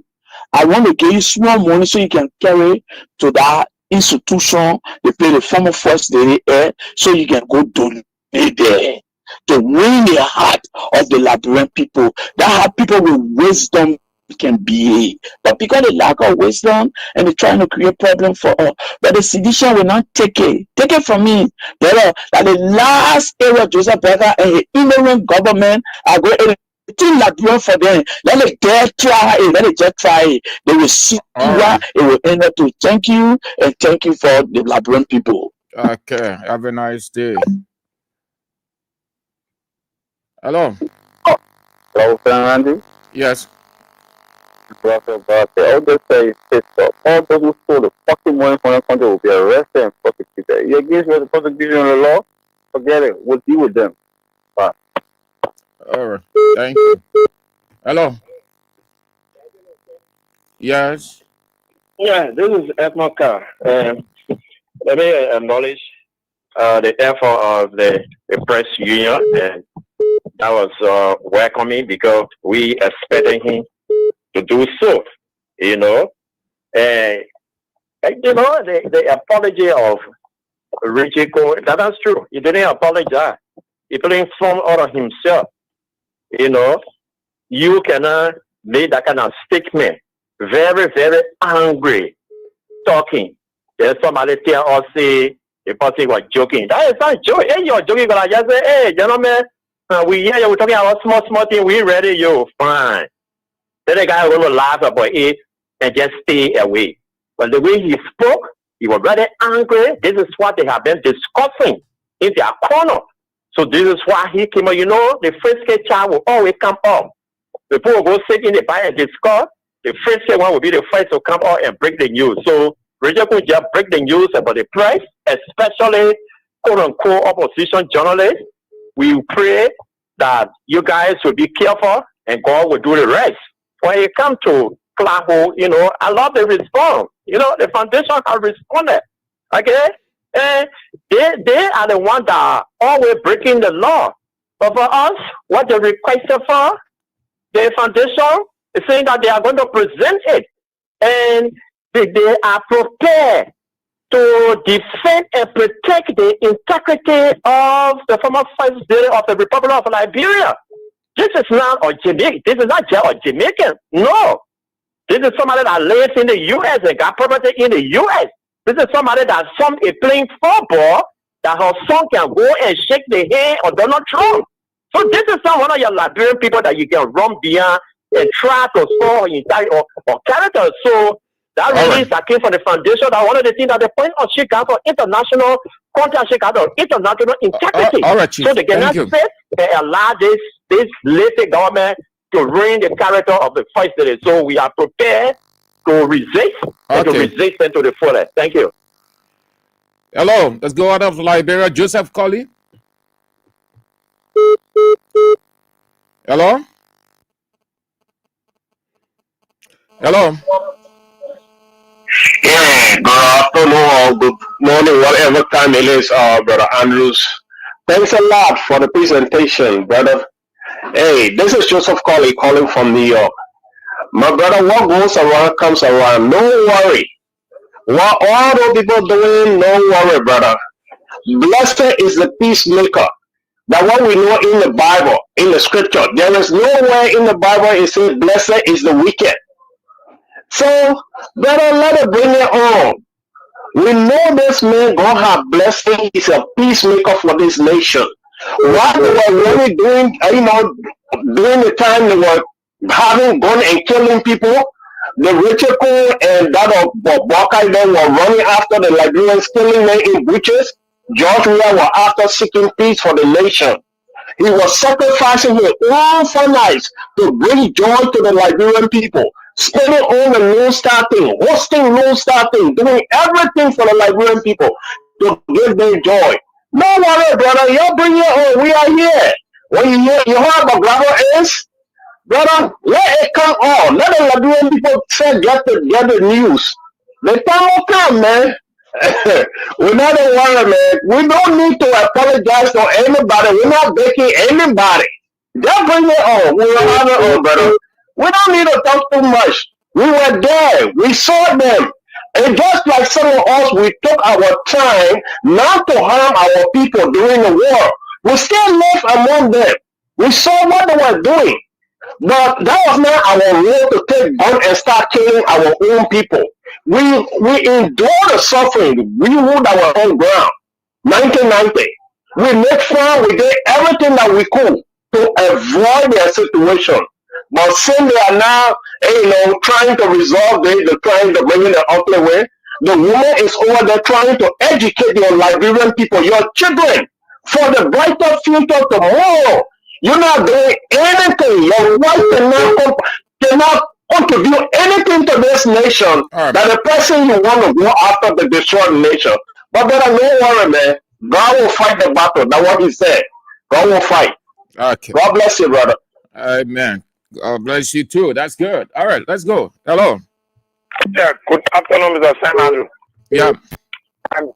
I'm Peter Derrick Castle across from under the street light in Lower Johnsonville. Thank you for the fascinating discussion. Mr. Sam Andrew said the last resort for a gross incompetency is violence.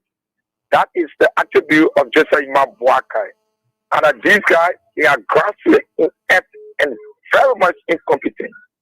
So they want to create an atrocity into the Liberian society. And let me say this to Clamati and Joseph Imam Boakai. The Weah family, they are not liability to the state resources like Joseph Imam Boakai and Dala Clamati. These people cannot survive a government job.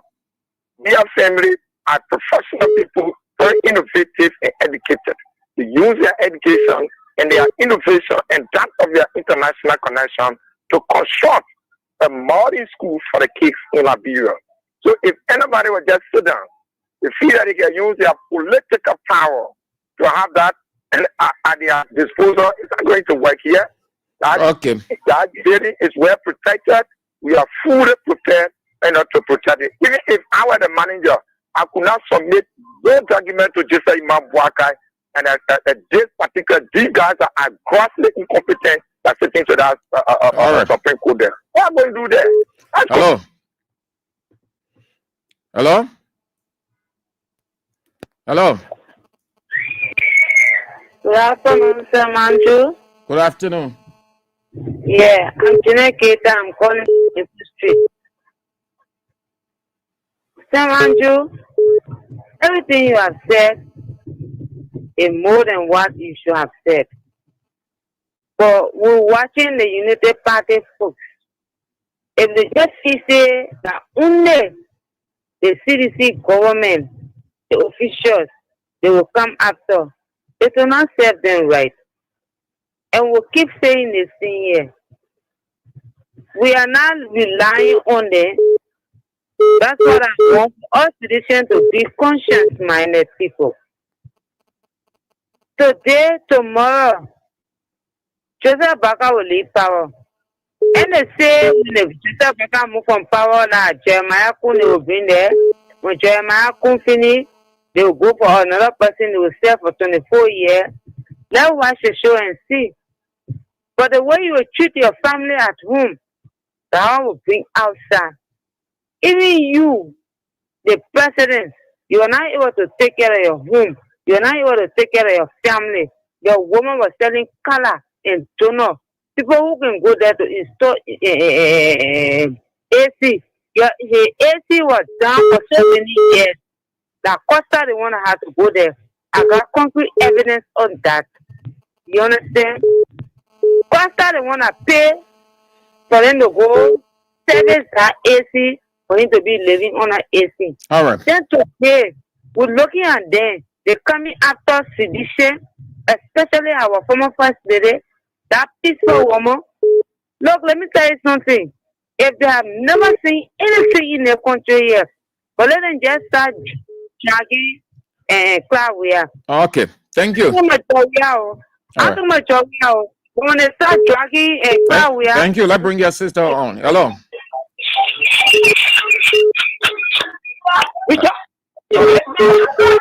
Hello. Hello.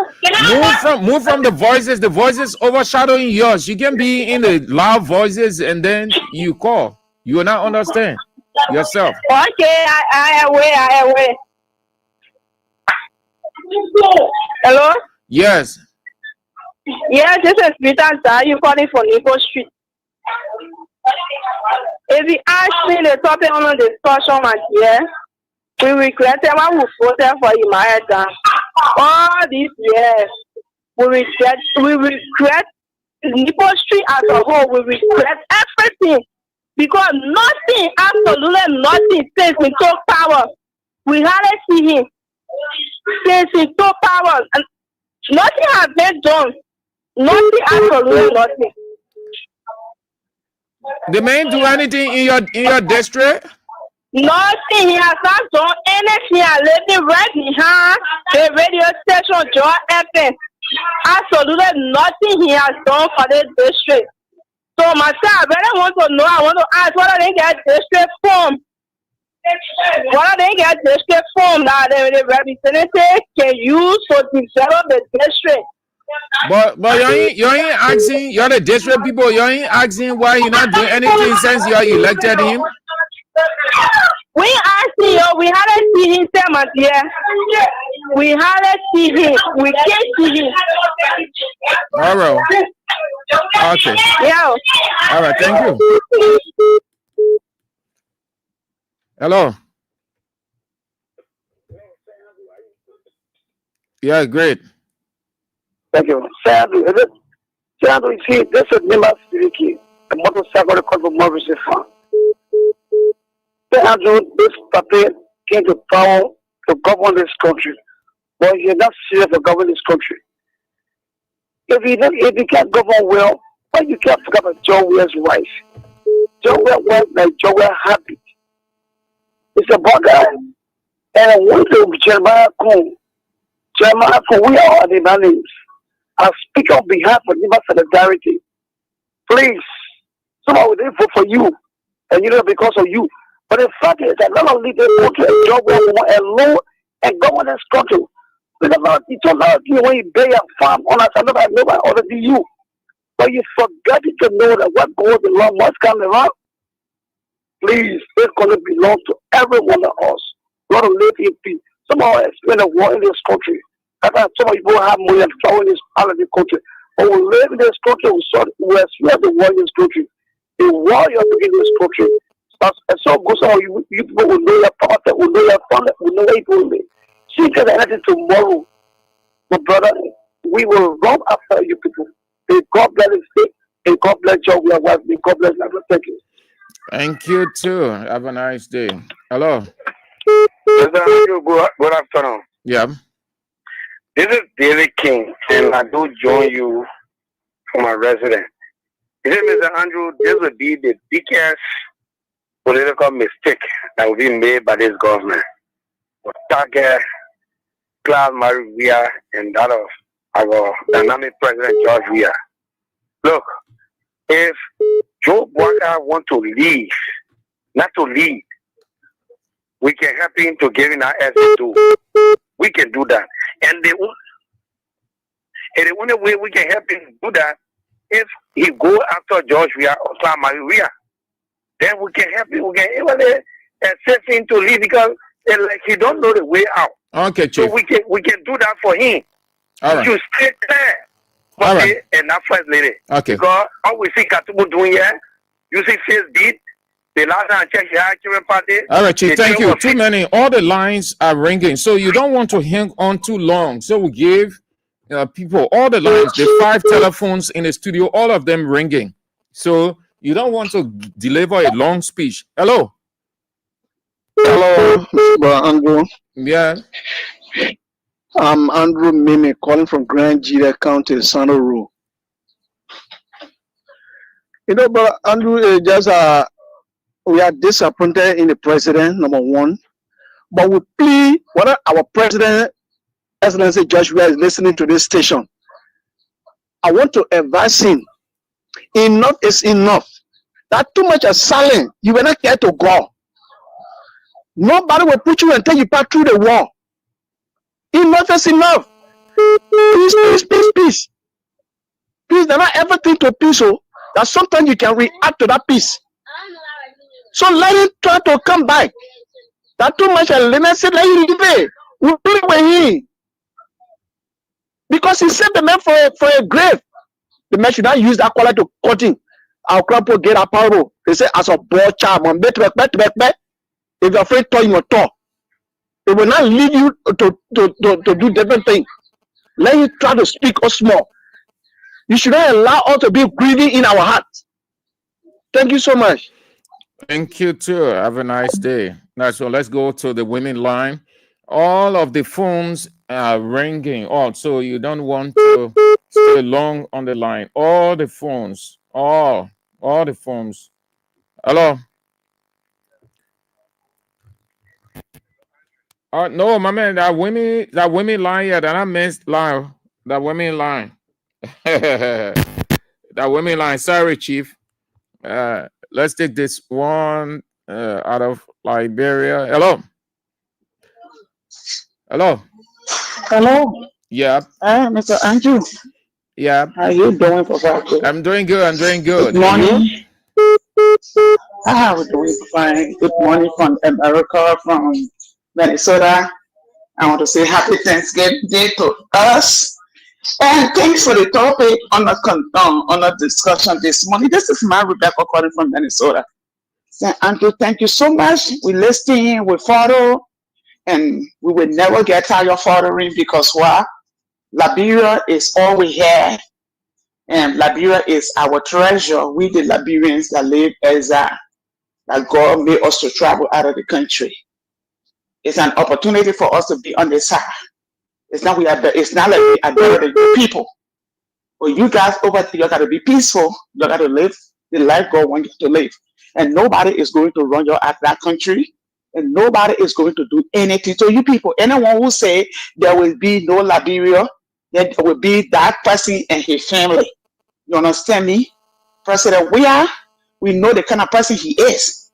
I tell people, me being in the United States today, God first and President Weah. If we hear about the program from Guinea, from the UN people that say Liberian women are raped, it's the program that brought me to the United States of America. I can say it on the radio over and over because my family post sent for me and I would deny. You understand what I'm saying? When he came on a refugee camp in Guinea, and then he went on Sierra Leone refugee camp, and that program came up. That the program that made most of Liberians, those that were now on paper, even some of them who don't have family in the diaspora to travel. That the reason you see we are supporting this man to the fullest. He never broken anything in our country. Everything John we have done for his people and country is all good. So if Joseph Parker and his people want to come after, they have to bring it on. But the only thing I want to tell Liberian, you know, the person, if you're not in a glass house, then you can throw stone. John we are, his heart, his mind, his everything is all about Liberia and Liberians. That the reason why it's not he's not a man that he can step up to the people. He can do it. But John we are is in a glass house. We are his treasure. That the reason they're doing all the things there, he's just looking. But looking at them, that does not mean that he is weak. He's just doing the meaningful behind. Because he don't want to come the way, because they can't cover the country. They can't do nothing for you people. The only thing they want to do is to bring confusion in that place when something happens, so they can come after you people and kill our people and the development in our country to destroy it. Send the king to power. They never broke any ground to say, oh, this is a construction. But they're going after people from Fina Bono. They are running behind the first lady. We are here. Thank you for the topic on the discussion. Thank you for what you guys are doing over there. And God is going to take you through. Thank you for having me, brother. Okay. Let's go to the local line, women's line. Let's bring on another female. Hello. Yeah, good afternoon, Sanju. Good afternoon. Yeah, Peter Bar calling from Johnson Day. Thank you very much and happy Thanksgiving Day to you all. The journey and I risk your life for the country. That God bless you. You know, my brother, we listen. They move on to field. Told that people say they may not mean well for the country. We told them over and over, they didn't listen to it. He said, well, they may not be good person. When they set down in the country will collapse. So they go, they not listen to us. And the prophet said, hey, they say that they are liar. That job, yeah, man. What the man said today, hey, going on in the country, for the time, never saying that for the 2 years, period. He sat down. People trying to damage the country. They don't say anything happens. Then people with that visa, they go, they leave you and say, will be scattered all over. All over the whole world. People fighting, nowhere to go. You just go, you just go Africa, you just go anywhere. Everyone just shake it. Then the mayor will peaceful. 270,000 human beings die for being peaceful to live. You rule the country. Rule the country for the people that you can't rescue. Because we know with the situation, we never put decision our money when we get up. We know that you won't be a good person. They want to go to the pool. But we have to make it peace. So do good thing for the country. All right. Okay. So my brother, primary we are. We stand about anything that since the father want to break down, we will get on the street. They will take everyone up before they rule the country. Thank you very much. Hello. Let's get to the men's line. Hello. Yeah, holiday, Andrew. Fine. Again, thank you for your life. You're doing good work for the Liberian people. But one thing I want to say, Boakai, I can remember, I think that 2024, 2022, on Senior FM, you see, Boakai, one other man, they did something. Just go straight to the point, my man. Go straight to the man. Forget about history. Go straight to the point. The other people want to come on. When Baka want to go after John, we need that you won't go after yourself. Because when we the CDC will ready for him, we need that the war where you're looking for, he will get it back. And we'll look for every one of them. So you can remember, you have relatives, you have children in the country. So again, thank you so much for the good work you're doing for Liberian people. Thank you. Hello. Hello.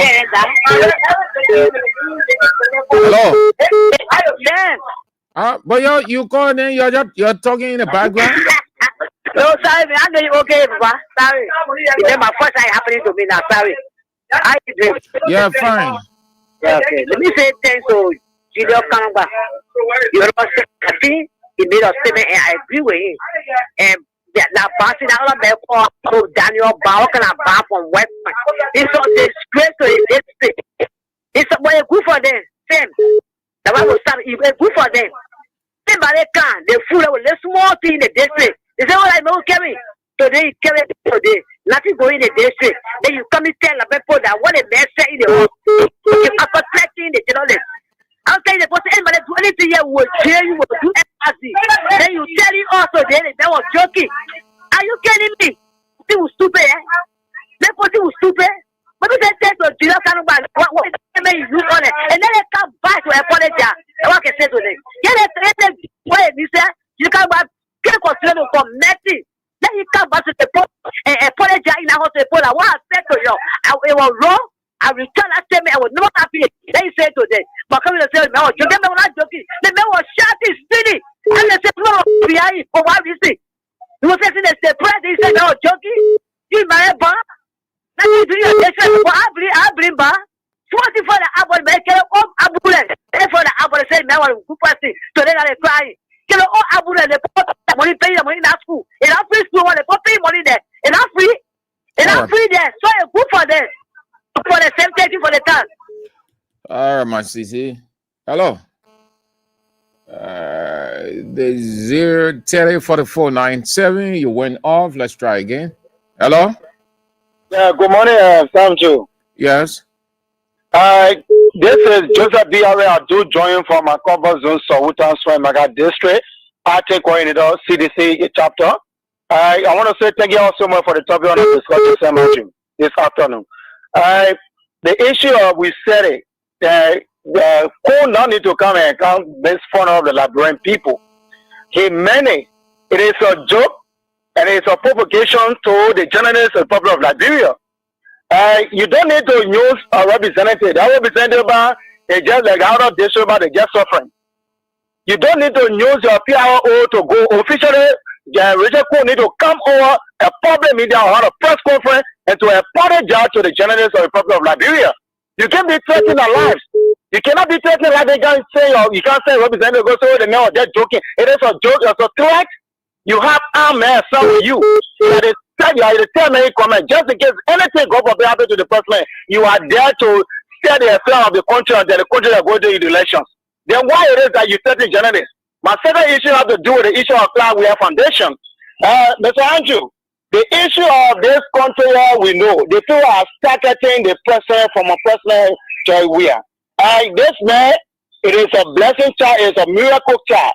So they don't want to come directly, they want to come indirectly, and they will not succeed in a dream. Martin Coney is against President William. And so there were other people, they wanted to put them there, they could not succeed. So when they say there's a joke, they will go there with all that documentation. We know that Malaka, we are a former Lily, it's clear she's not in anything of kind of corruption.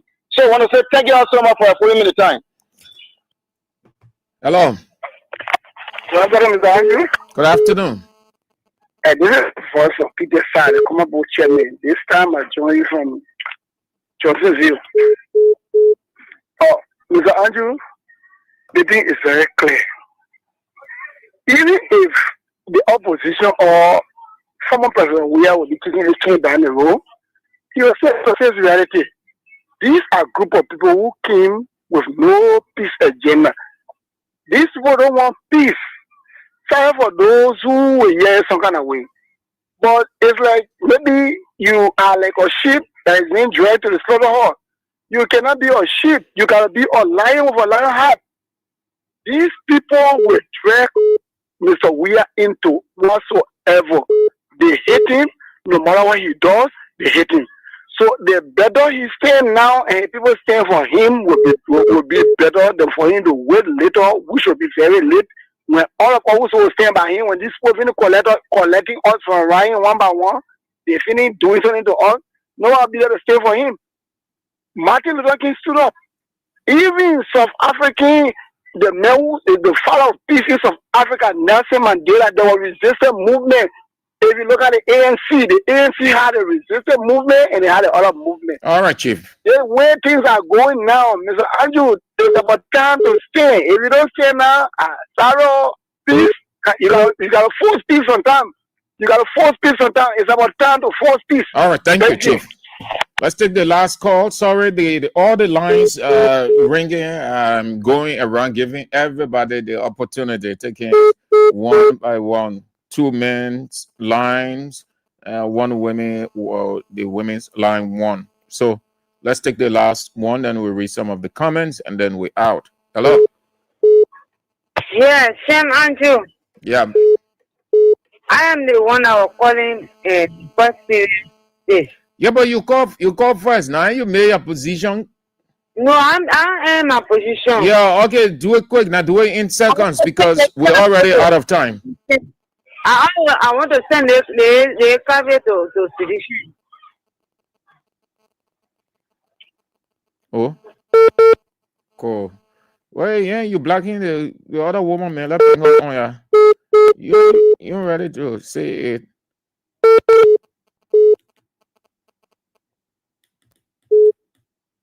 Okay.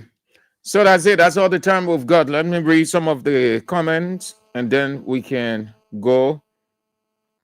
Let's try you being on for a little while. Hello? Yes, I do. Yeah. Yeah, let's hear you. Yeah, take it easy. You did well.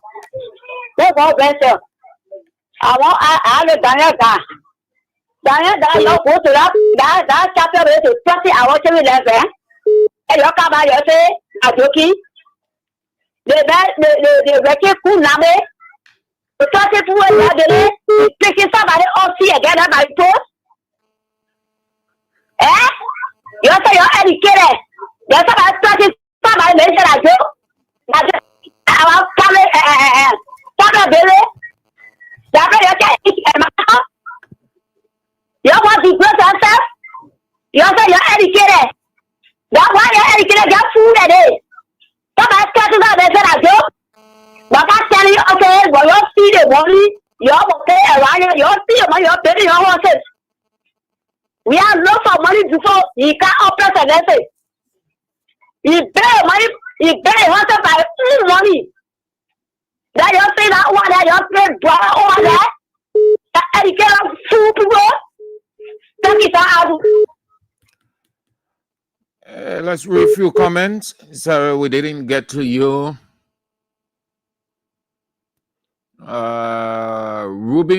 Ruben Science say, every day the security that's supposed to protect our people fighting amongst themselves, and you think it's normal? Yeah, there was this fight between the AFL soldiers and LMP over bike identification and prevention that was led to the misunderstanding between them. Matthew Cholo Place said, I hate to hear about this nonsense peace business. If President Weah don't what with 2029, let him tell us. Okay, trying to say if he's not contesting or don't want 2029, let him tell us because this nonsense behavior from Buakai is getting too much. Ferren Popa said, okay, it's a quote. Asari Khan,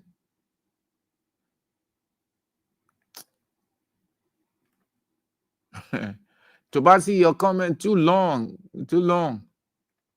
Oh, Claudia Addison said, these Unity Party people behaving this way because of shame and their failure to address the bread and butter issues. Right, you're right.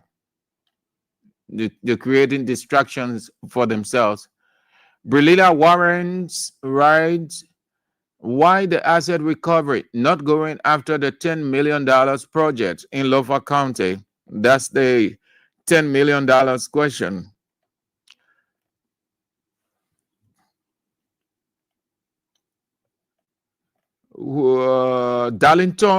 Darlington Bay said we will vehemently resist Boakai and his bunch of gangsters to attack Weah. Let Boakai stop playing with the lion's tail.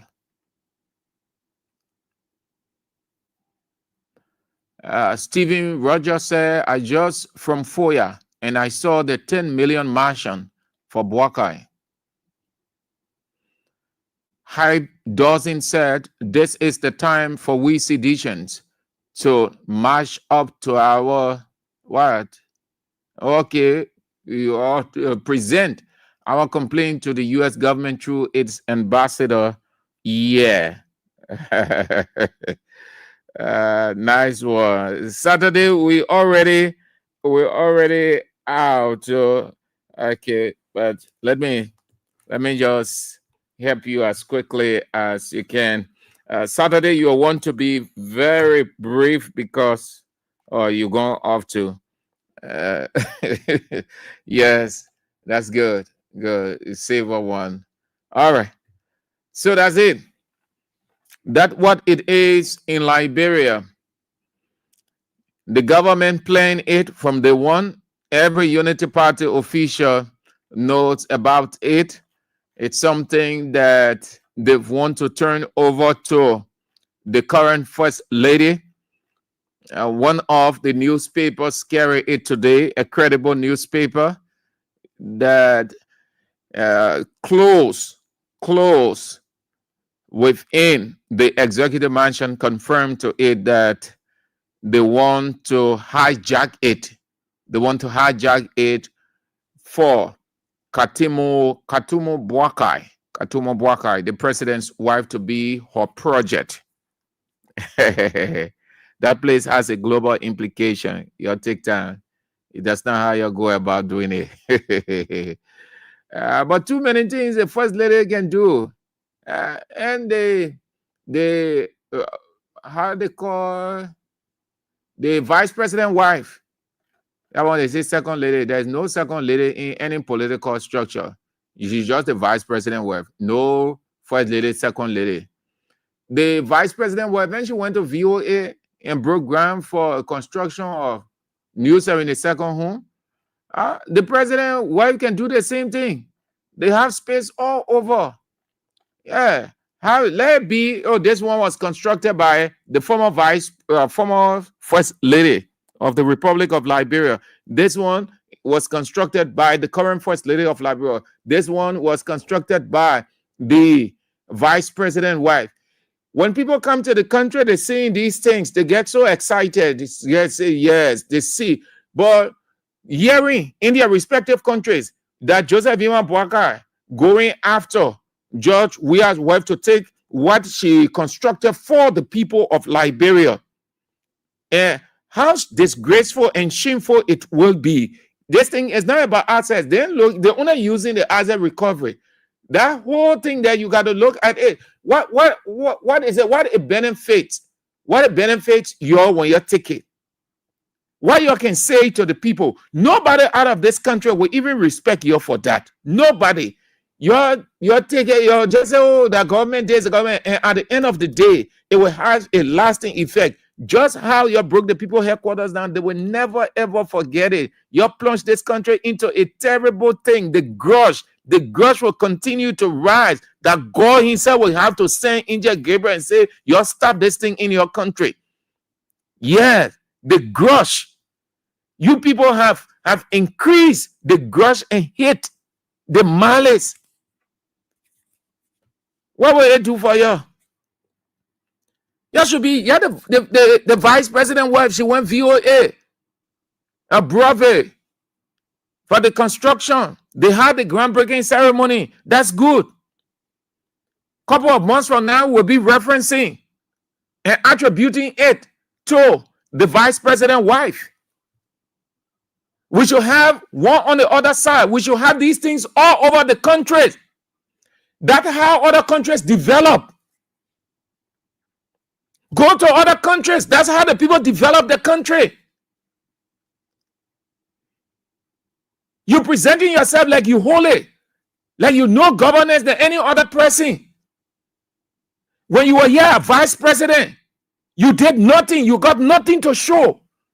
You president now, you acting like you know too much, going after people. You putting the country backward. These things should be around. Okay, the woman has this.